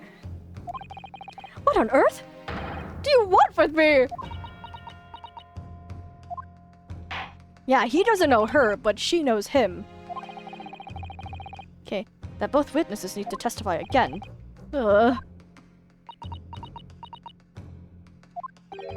Miss Green? Yes? Whilst you have the court's sympathy, I'm sure, for the suffering you have endured in recent events, anyone found to be giving false testimony in a court of law will be duly punished. Please bear that in mind. Oh, I'm sure that message was loud and clear. Oh. Yes, I know. Very well then, witnesses. You will give formal testimony again now. On the subject of this curious anomaly regarding the note Miss Green claims to have received. Alright.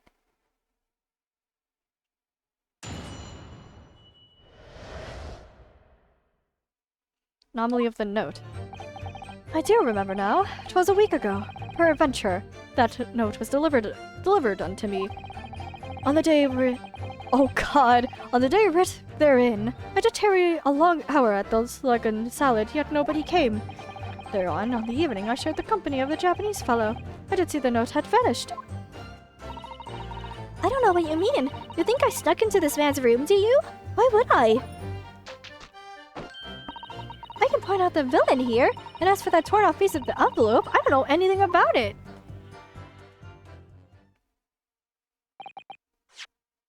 Okay. You now claim to have received this letter, do you, Mr. Shamspear? Faith, 'tis so, my lord. And I would swear to have set it upon the table in my humble lodgings. Yet, 'tis clear to me now that since I returned from the tavern that night, I have not laid eyes upon it. Well, that being the case, young lady, it would appear that your testimony was... A lie? Is that what you think? How unfair of you to think that I'm the one lying. Oh, they're accusing each other of lying now. I'm just a fledgling artist, as I said. And fledgling artists don't lie. That note was delivered to me at my address. Besides, we all know who the liar is around here. If that's true, Miss Green, how do you explain the facts? This part of the envelope was without question found in Mr. Shamspear's room. I don't see why I should explain. You should! You're in a court of law! I'm a fledgling artist. My job here is just to say what happened. That's all. It's your job to give the explanations and the proofs. You, the fledgling lawyer. A fledgling will do his best.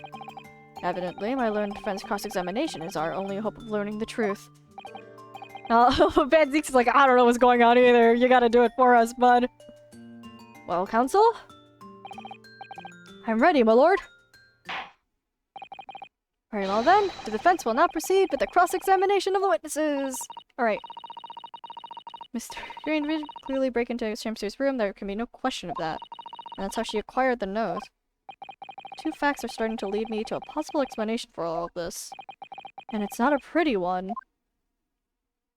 Oh, she broke into... She broke into poison him then, right? Do you remember now? 'Twas a week ago, peradventure, the note was delivered unto me. On the day wherein I did tarry a long hour at the Slug and Salad, but nobody came. Thereafter, on the evening I shared the company of the Japanese fellow, I did see the note had vanished. I don't know what you mean. You think I snuck into this man's room, do you? Why would I? Poison bottle, but I don't know if I should present that now. point out the villain here and turn off a piece of envelope. I don't know anything about it. This one I'd find hard to do anything with. Whether Miss Green did in fact break into Mr. Chancery's room, isn't it? That's where she found this letter. Two more most profound conclusions that lead me to one terrifying conclusion. Terrifying? Yes, I'm afraid to say that the outcome of this cross-examination may well change how we look at this case completely. Okay, so there was no, you should probably press this first. It's just... Alright, looks like we're sealing the deal here. Take this bottle of poison. Yesterday at the hospital, we saw you with this bottle. And though the contents spilt during the course of our meeting, a small quantity remained. Ah! According to the defense's independent analysis, Mr. Sholmes' chemistry said, the liquid that was still in the bottle was identified as stitcherin. What? Stitcherin? The very same poison that afflicted Mr. Shakespeare. Huh?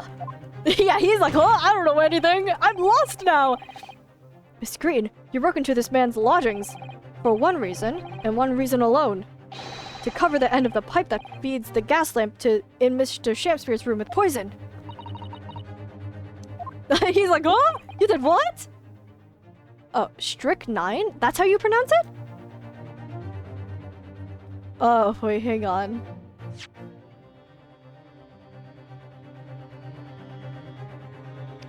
I guess that does make sense. I've never seen this word before, so that's on me. Strychnine. You broke into my room too. It may seem incredible to the court, but from the remaining clues, there is only one logical conclusion that we can reach. The person who attempted to take Mr. Shamsper's life with poison was you, Miss Olive Green. Oh dear! Oh dear! Oh dearie! Oh! Oh, there she goes! Oh no!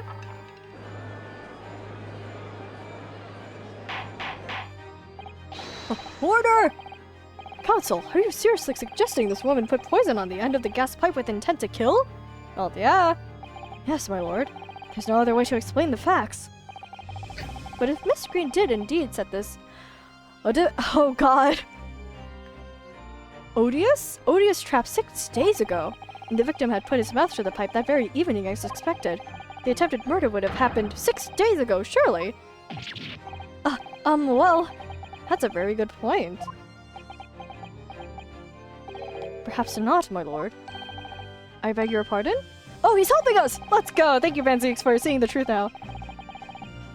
There was significant police presence on the area that evening on account of the incident on Briar Road. Local residents were being interviewed throughout the night as part of the ongoing inquiry.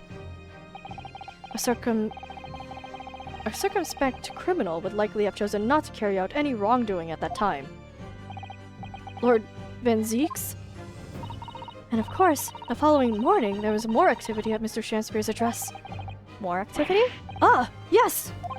You mean his fellow lodger, Mr. Natsume, being arrested on suspicion of murder?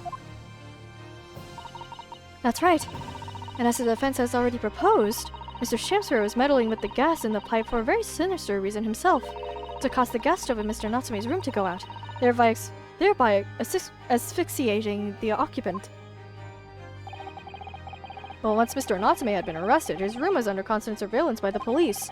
In the circumstances, Mr. Shakespeare had no reason to blow air into the gas pipe. His intended victim being in a prison cell. With the need to tamper with the gas removed, the poison on the pipe lay dormant. And then, 3 days ago now, the situation changed again. Right! Mr. Natsume's trial, which took place here at the Old Bailey, came to an end. Yeah, and then he had a reason to blow on it. The trial in which the man stood accused of stabbing Miss Green in the back, but was duly acquitted. That resulted in Mr. Natsume returning to his lodgings for the first time in 2 days. And that very night, his gas stove mysteriously went out, and Mr. Shakespeare was mysteriously poisoned.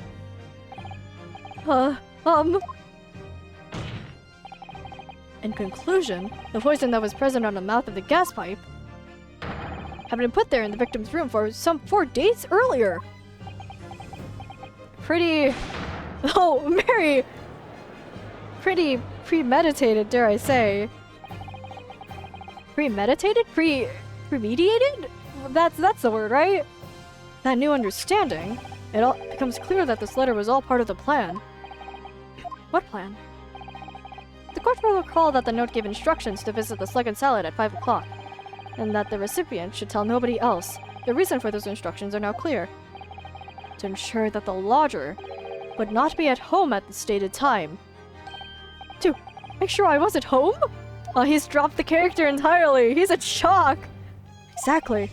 While you were out, Miss Green could safely slip into your room, knowing that she wouldn't be disturbed. You mean to say that letter? It was written by Miss Green, yes. And in order to cover her tracks, she took it away with her when she left. Just after she smeared poison over the mouth of the gas pipe in your room.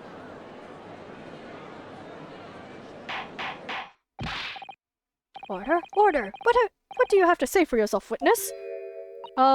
Green...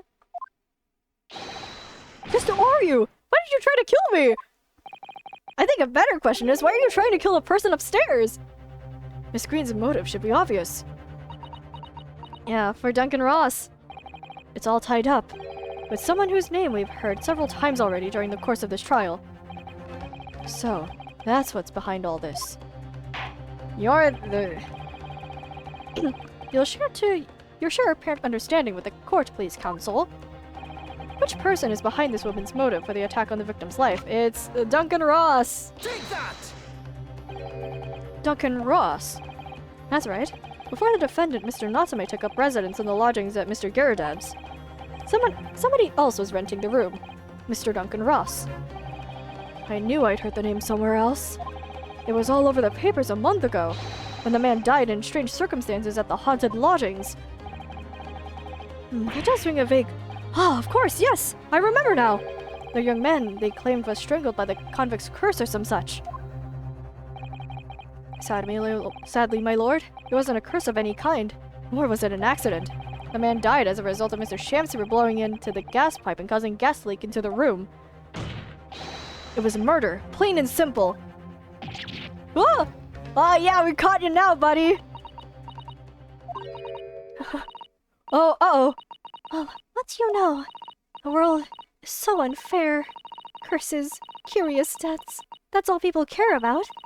If it's an interesting story they want to know, it doesn't cross their minds that real people are involved. And once they're bored, just 1 month later, once the story lost its appeal, everyone's forgotten him. Oh, you mean you? Duncan was... Miss Ross was Miss Green's fiancé. Fiancé? You may not have known until now who Miss Green really is, Miss Shamspeare. Or Mr. Shamspeare. She's known exactly who you are all along. Because you're her sworn enemy. The murderer who took the life of the man she was to marry.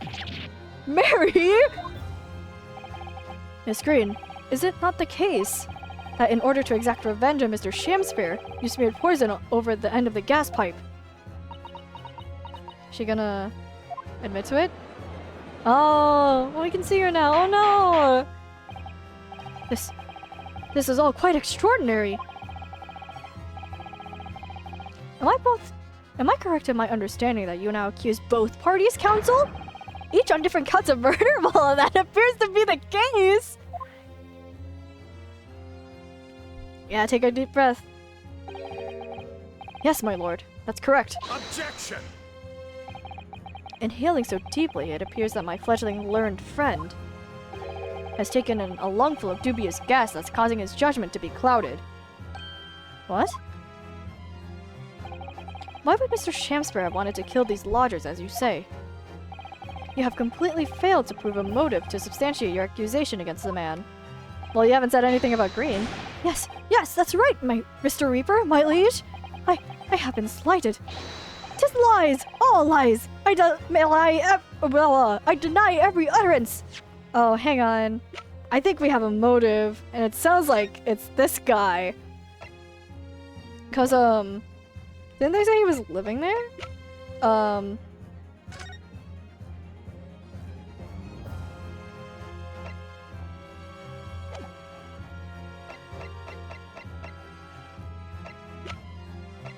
It's gotta be this guy, because he has the treasure and he lived there, and they still haven't found it. And you'll have to forgive me, Mr. Naruhodo, sir. But I don't intend to admit to anything either. Miss Green. I'm sure you'll think I'm being very rude, but I'm not going to be sent to the gallows for the likes of this scoundrel. Oh, she's holding up like a sword and shield. That's cool. But you broke into the man's room. If you didn't do it to smear poison on the pipe, what was your reason? I don't think you have one. I thought I'd have a look around. That's all. Why? Sorry? You're right. I suspected him. So I thought perhaps I might find some evidence or something in his room. Evidence that it was him who took Duncan's life.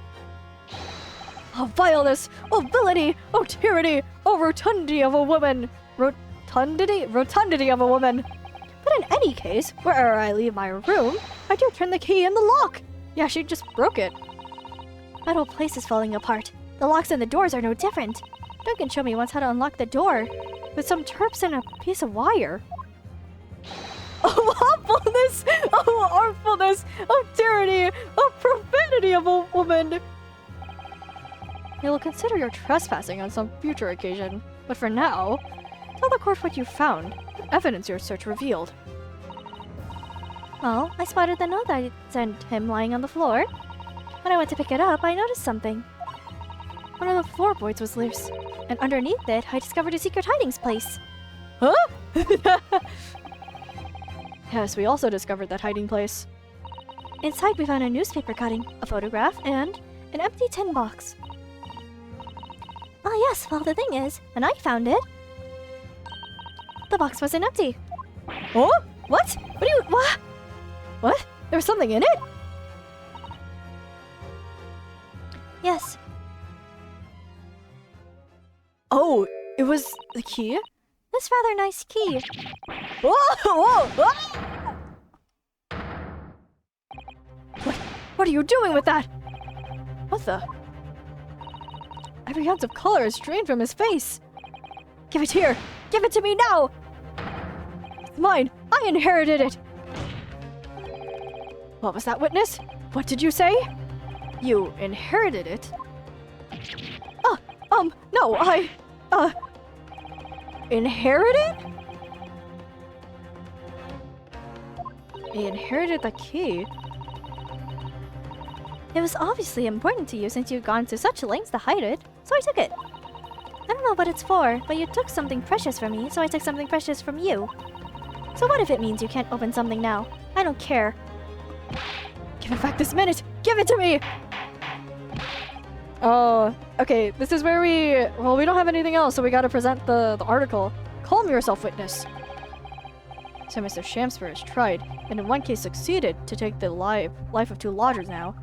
Yes, his motive for doing so is the key to everything that's happened. It's true that there appears to be no motive to support the accusation against Mr. Shamsper, at first. But considering everything we know now, I think there is actually something that could explain it.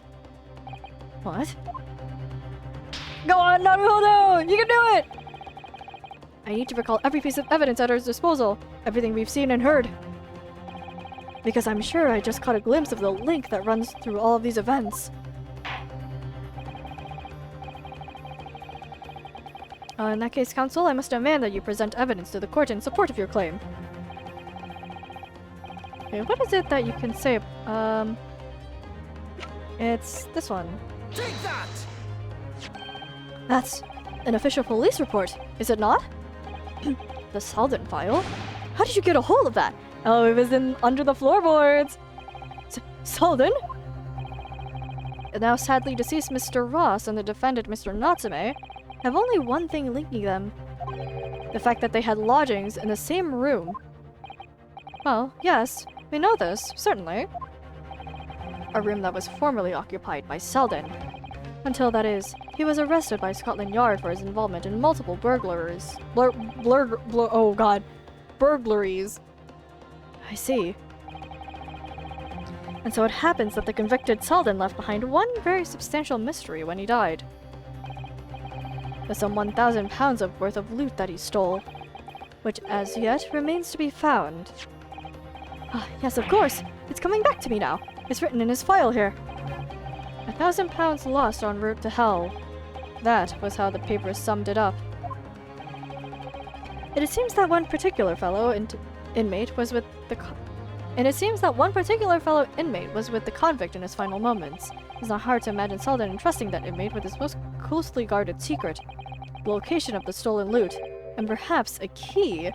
Oh, it was Shamspear? To unlock whatever container the valuables were in. Oh, Shamspear. Oh, you mean this key is... Mr. Shamspear, it was you, wasn't it? You were at the capital offender's side when he died, were you not? What did you get arrested for? What are you talking about? That's a false charge, I tell you! A false charge! Then why do you have that key? The name of the inmate who was at Selden at his death isn't noted in this file, but a simple telegram to the prison where he died would quickly tell us how false the charge really is. But even if it's true, why would the man be so intent on killing every subsequent occupant of the convict's lodgings? So that he could try and find it himself! There's only one explanation for that, my lord. It was in that very room that Selden hid his loot! Oh, so it all comes out. Ah, thank you for assisting us this time, Van Zeeks! Yes, and having established that, all of Mr. Shamspear's subsequent actions start to make perfect sense. When he was let out of prison following Selden's death, he made immediate for Mr. Garrett's lodgings in the hope of renting Selden's old room. However, the retired army man was unable to offer him the accommodations of his choice, because Selden's old room had already been let to someone else, Mr. Duncan Ross. Oh. Which is why Mr. Shamspear subsequently devised his gas-based plot to kill the occupant of the room. And when he was successful, he presumably intended to inquire about switching into the newly vacant room. However, a certain jittery someone had beaten him to it. Mr. Soseki Natsume? The defendant of this case, no less. So you decided to use the ploy with the gas again, didn't you, Mr. Shamspear? This time to oust Mr. Natsume. All for one simple and avaricious reason. To get your hands on the 1,000 pounds of loot he left behind the dead convict. You! Yeah, we got him! Let's go!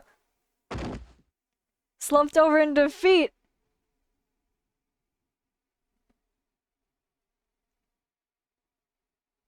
Looks like I'm gonna snuff it before they get to stretch me neck. Oh, this is the... Listen, I want you to have me loot anything to stop the coppers getting their mittens on it. It's in the room where I was lodging when they got me. Here, this is the key to it. Take it. Always stay one step ahead, mate. See you in hell, I guess. Shamspear. That's his real name? But they are linked.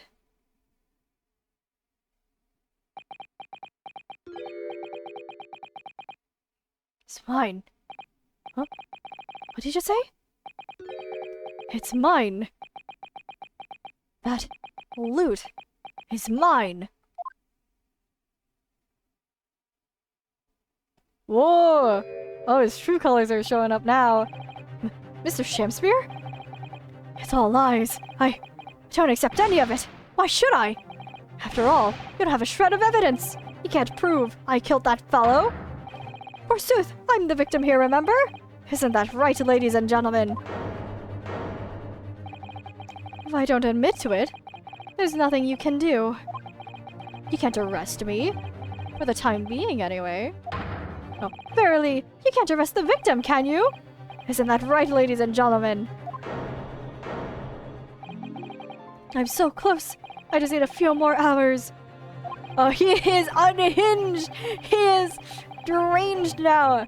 I swore to myself that I'd get my hands on it, and I can almost taste it now.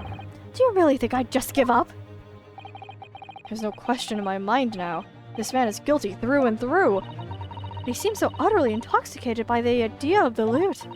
I'm afraid that however hard you press him, will never admit to what he'd done, Mr. Naruhodo. There is a way. Pardon? There's one way I can finish him. No! He's already committed the most heinous crimes to get his hands on that loot. Which means all we need to do is find it first! Oh, a fine plan. Were it not for the fact that the police thoroughly searched the room following the death of Mr. Ross.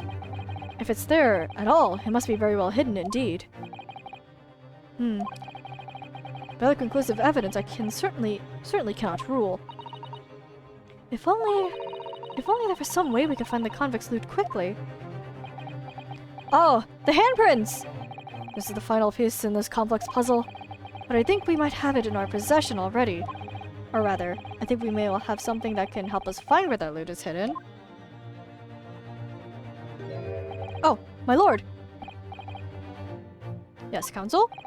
The defense would like to make a proposal about how to find the late convict's hidden loot. I believe we are already in possession of something that could give us a clue as to his whereabouts. It's the photograph! Ah, yeah. It's our last chance, so it has to be worth a gamble. Besides, we've used the same technique once already, and it definitely paid off then. It's the handprints. Very well, counsel. Let the court hear your idea. What do you propose? We can use? Okay. Handprints. This one. Take that! If I'm not mistaken, those are Mr. Shamspeare's handprints on the wall of his lodgings. That's right, my lord. Exposed as a result of the defense's independent investigation of the scene. Based on a wonderful new discovery in the field of forensic science by the great detective, Mr. Sholmes! A great detective? Is that some kind of joke? Do you really think I'm going to be daunted by a man with such a ridiculous title? I should think the great bard ought to recognize a title when he hears one, Mr. Shamspeare. Yeah, I figured. There he is! Perhaps we ought to compete for the honor of most ridiculous title. Ah! It's Sherlock Sholmes himself! What are you doing here, great detective? Your usual haunts are the filthy backstreets of the capital, are they not? Ah, Mr. Reaper! It's been too long! And I see your complexion has worsened since we last met! Mr. Sholmes! He does know Lord Van Zeeks, then. Well, enough to say something like that in any case. Mr. Sholmes? Though you may be heralded as a great detective by the population at large, that does not give you the right to come and go in my courtroom as you see fit. If I may, my lord, Mr. Sholmes' newly developed scientific method has helped us to uncover vital clues in this case already. Clues, you say?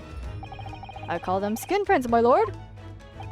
My method identifies every location touched by an individual under scrutiny. It is the method by which we were able to ascertain this gentleman's gas pipe activities. Huh. We need only a small sample of something the individual has previously touched to make an indicator solution. In your case, sir, I used the teacup you had been holding. Elementary. So now, Mr. Naruhodo? Yes? What am I to use a sample to make the indicator solution this time? Thank you for offering to help, Mr. Sholmes. When the convict was arrested, he was living in what is now Soseki's room. We need a sample to help locate Selden's loot that's hidden in his old room. What form will the sample take? Oh, the key! The key! The key around Olive's neck, right? So we have to pick Olive. We will need something of Selden's in order to create the indicator solution to find his loot. It's something the convict owned, happens to be in the possession of somebody else listed in the court record. On my word, Mr. Naruhodo, your powers of reasoning appear to be on the tip. So, which particular person do you have in mind? From whom can we obtain a possession of the late convict Selden to create, his olive green? Take that! Miss Green! Ah, me? What do you want with me? The key around your neck, if you please. Sorry? Oh, there we go! That key belonged to Selden. There will be remnants of secretions from the man's skin on its surface that we can use. Very true. That is the sample we need! Using it, we can create the indicator solution required for Mr. Solstrom's skin print seeker. And find out exactly what Selden touched in the room that he used to rent! Let's go! There's the pursuit theme! Mr. Shamsphere. There's one crate to another, I assure you. The late convict's haul is hidden somewhere in his former lodgings. I shall uncover it in no more than 30 minutes. Ugh. So, Mr. Shamsphere, the truth is well within our grasp now, and as such, you will never get your hands on Selden's stolen wealth.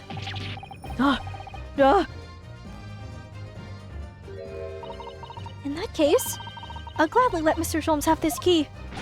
No! Give the key to me! The detective shan't have it! It's over, Mr. Shamsphere. No. No!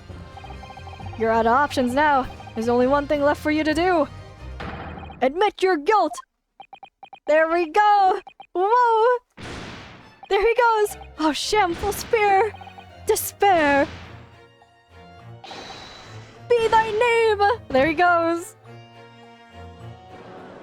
Oh, there he goes, just on the floor!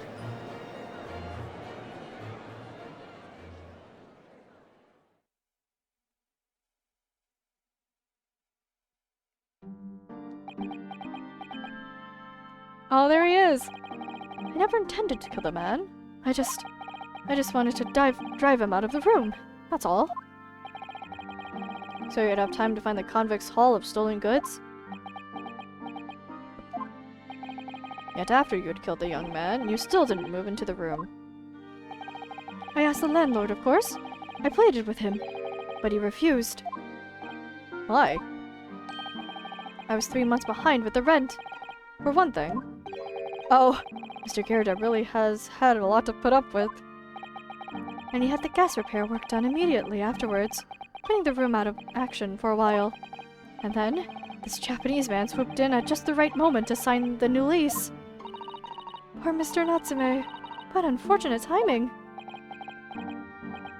Then, 5 days ago, after the incident on Briar Road when the Japanese fellow got himself arrested, I thought I'd finally have my chance. But it wasn't to be. No, the scene was sealed off and guarded by the police night and day. And if I remember rightly, Mr. Sholmes spent the whole day in there reading books. Yep, he sure did. I couldn't even enter the room, let alone search for the loot. Which is why, on the day Mr. Natsume was acquitted and returned to his room, you once again tried your trick of blowing air into the gas pipe that feeds the stove in his room. Unbeknownst to you, however, that action would lead you into a deadly trap. Oh. William Shamsphere. How does it go? To be or not to be? That is the question. From Shamspeare's Hamlet, Act 3, Scene 1. Well, let me tell you, in your case, it's not to be. That is the answer. You deserve to die for what you've done. Oh, she's vindictive. We love that.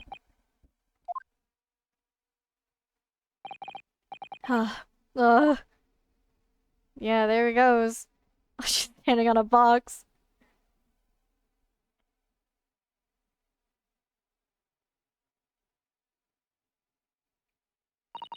At first, I really did think it was just a terrible accident. I'll never forget our conversation the night before Duncan died. Oh! The gas supply in my new lodgings are a complete disaster, you know, Olive. The gas supply? Yes, the stove always seems to go out in the middle of the night for some reason. That's no joke. They say it's the convict's curse. Oh, Duncan! Please, don't stay there! I don't care how cheap it is! Alright then. If it's that important to you, I'll start looking for a new place. There's spare rooms at my house. Let me leave that horrible room tonight. No, I'd better not. We said we'd wait until we graduated before we told our parents, remember? Oh. But that was the last time we ever spoke. That very night, he fell victim to the gas. If only I'd known if I'd known it was going to happen, I'd insisted he left that horrible room that instant. But instead, all I'd been left with was bitter regret. I stopped going to school. Something kept drawing me back to the house on Briar Road. Oh. I saw a stooped Eastern-looking man with a mustache coming out of the house one day when I was there. He walked up to Rotic Rub's grubbery for some food, so I followed him and sat myself down next to him. He had some watery-looking soup and started to pick a quarrel with the publican. That place is cursed, I tell you! Cursed! The ghost of that convict who used to live there is trying to suffocate me! I wake up in the middle of the night, freezing to death because the stove has gone out. That room is full of gas and I can hardly breathe. But the pipes have been checked. No problem there. It's like, I'm the problem. That's what they're thinking. But how could that be? Duncan was gone and... Now this man had almost suffered the same fate. Could it really be a curse? No, you found out and was going to take action into your own hands. And I remembered. A rumor I'd heard about how the gas companies go around investigating the gas installations. A rumor? Ah, you mean... Yes, everybody's heard stories, it seems, about how they go around checking the pipes. How anything connected to the gas can be extinguished by blowing air into the pipework. Oh, that's when it started. A little flicker of doubt in the back of my mind that just wouldn't go away. Was it really an accident, though? Once I'd had the idea, it wouldn't leave me alone. It plagued me day and night. So I bought this at one of the black markets in the East End. Oh, a black market? I've never been, just heard people talk about them. And you really can buy anything you can think of there. She bought poison. In some ways, being able to get my hands on this so easily made me even more determined. I had to find out one way or another. Was Duncan's death an accident? Or was it murder? And your chosen method for establishing the truth was simple, but highly effective. Smear poison on the gas pipe you suspect the man of tampering with, and wait. If Mr. Shamspere was innocent, nothing would come of what you've done. But he was guilty. He would pay for his crimes dearly. I found out the name of the man I suspected, William Shamspere. And then I wrote him this little note. Oh, Duncan. I have information regarding the death of Duncan Ross. Come to the Slug and Salad on Briar Road at 5 p.m. on the 17th. Don't tell anybody else about this letter or the meeting. It is a matter of utmost importance.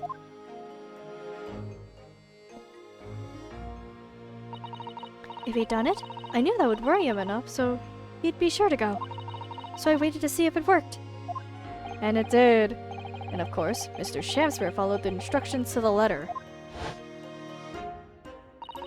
I worked out where the gas pipe was straight away. So I smeared a good amount of the poison I bought all around the mouth of the pipe. At the time, all the time praying that the devil's work wouldn't be done, and that it was just some wild fantasy. Actually, no. All the time praying that the devil's work would be done, and that the culprit would get his just desserts. Man. That's just how it is, I guess. Yeah, me too, Mikoltova. Me too.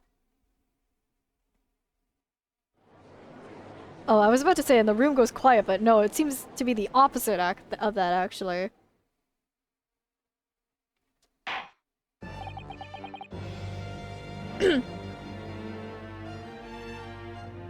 Three days ago, when you were first stood in the dock before me, this whole affair seemed relatively straightforward. Yes, my lord! I certainly never imagined the depths of depravity that we should subsequently find lurking behind the scenes. It has been a long road, my Nipponese friend. Oh, yes! And one I certainly didn't envisage walking with you. Nevertheless, together we have reached the light at the end of the tunnel, as it were. Miss Green? Yes, my lord? You'll henceforth be stripped of your freedom, as punishment for the attempted murder of Mr. William Shamspere. Yes, I know.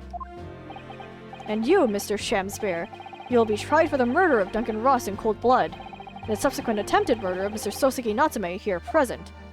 Yeah, that's the only way. Mr. Naruhodo? Ah, yes? Yesterday, at the hospital, when you and your friends stopped me from... Oh. From ending your life by drinking what was left in the poison bottle? I wasn't myself. I can't even really remember what was going through my mind. To be or not to be, I suppose. That's a question that's so hard to answer, it seems. Oh. Well, personally, I'm glad of your being here, Miss Green. Oh! Hell yeah! And I'd like to believe that it's a blessing Mr. Shamsford didn't die when he ingested the poison. For your sake, at the very least. Oh, Regina! Because of you, I chose life, not death. And now you've made the truth come out at last. Oh, she's burden-free. Oh! Really, I can't thank you enough. Oh, Miss Green, me too, Susato. Mr. Soseki Natsume. Yes, my lord? The court declares that you are exonerated from all blame in this matter. Accordingly, I would call upon the ladies and gentlemen of the jury to present a verdict of not guilty. We are in full agreement, my lord. In that case, I hereby declare the defendant... Yeah, not guilty. Hopefully he's never in the courtroom ever again.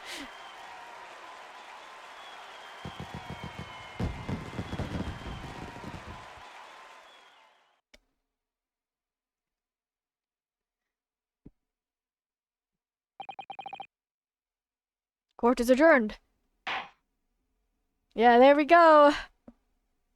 Alright, we'll handle the rest of this chapter and then I'll end stream because my throat is... Alright, defendant's antechamber. How do you feel, Natsume? Oh, yes, yes, at last! Divine justice duly done! Divine justice? My dear fellow, if there were any divine justice in this world, you should shave that mustache! It looks perfectly fine on him. No, this has nothing to do with my mustache! Some say the luxuriant mustache is a sign of physical prowess, Mr. Sholmes. Welcome, student Mr. Naruhodo Esquire! Once again, you've saved me from doom! I'm very happy to have been able to help Mr. Natsume. Congratulations on your acquittal. You're second in almost in many days. I was first acquainted with myth and gained affection for English literature whilst in our great homeland empire. And then, by a twist of fate, I was brought to the land that bore the fruit of that literature. Only, the city of bricks and mortar became my prison. Try as I might, I never found my feet here. In the end, I confined myself to my room and lived life through friendly old books. You've had such a difficult time, haven't you? Yeah, that's a... you could say that. About a week ago now. I dragged you out of that dark and dingy room of yours, did I not? You did. And I've seen more life in this week than all of my years to date. And for the first time, I feel I've begun to see the true face of the English that's so far been hiding from me behind the wall of fog. And what do you think of it? My dear fellow, is there nothing special about the true face of English as you put it? There is nothing special about the true face of the English as you put it. Wherever so one goes in the world, humans are human. There are a few genuine differences. Yes, I think you're right. I finally started to see that, and I've come to understand something. I've worked out why I was attracted to English literature in the first place. It made me see that whatever our nationality, we humans all have the same hopes and fears. We're all just doing our best to live. Oh, that's a good way. That's a good lesson to come out of this. Well said. I've come to feel the same way.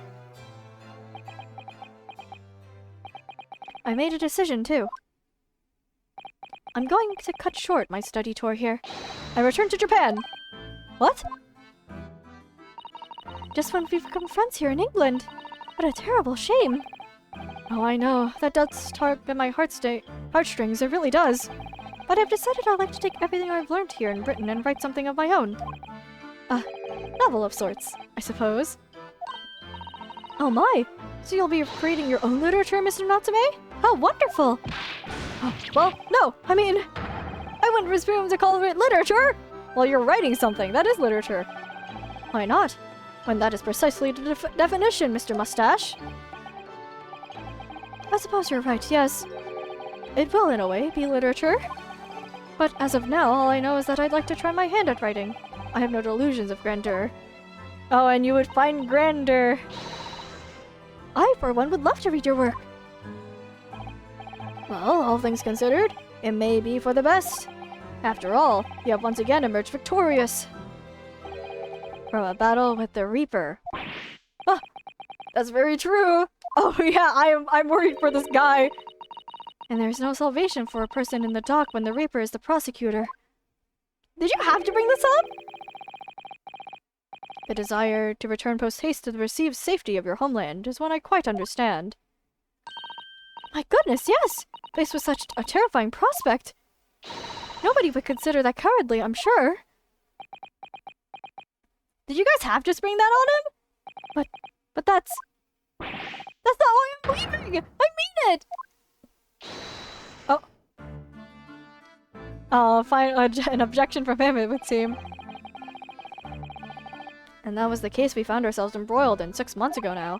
Soseki-san did indeed return to Japan and submitted a report about both cases to the government. It was on reading that report that Professor Mikotoba was prompted to visit the scholar. Barely any time later, Susato-san was given the news that she must return to Japan as well.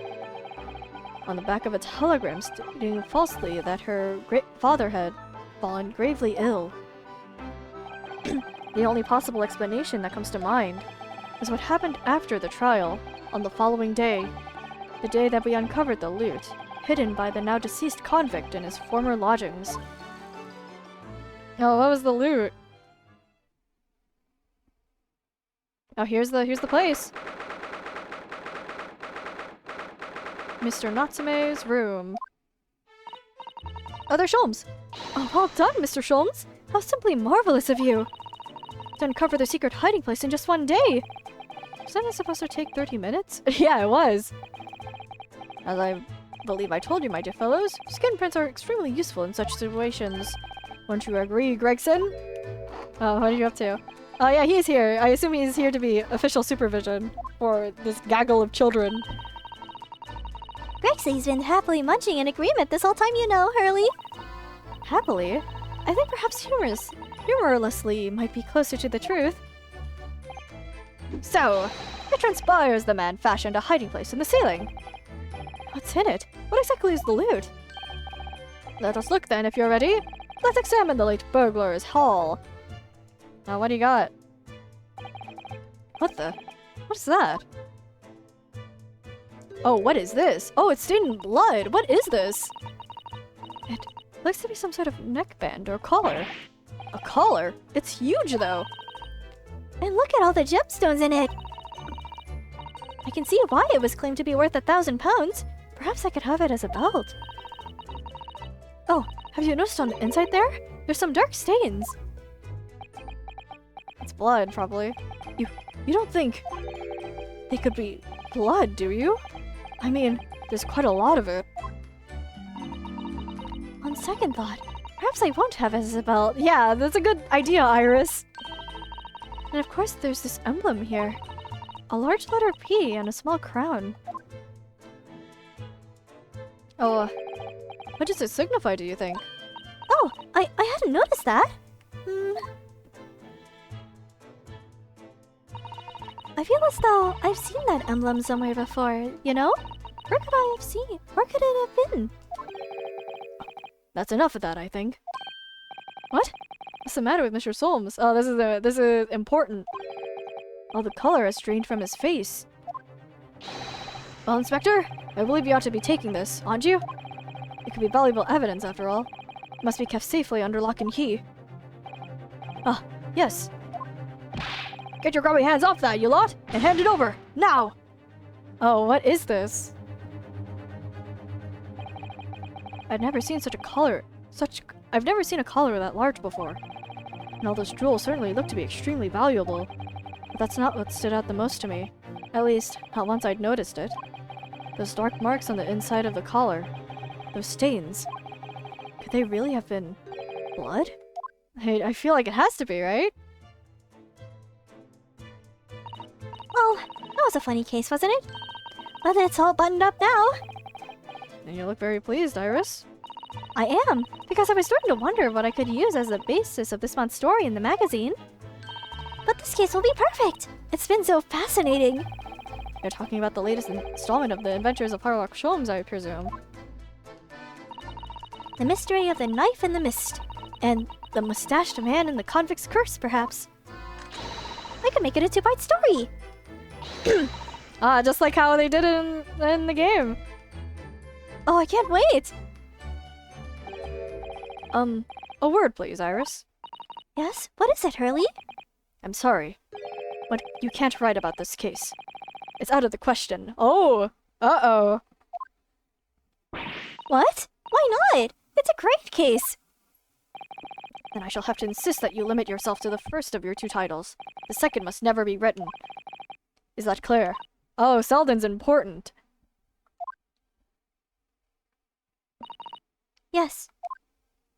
Oh, the second one's important. And so it was that the second of Souseki-san's cases became buried in obscurity.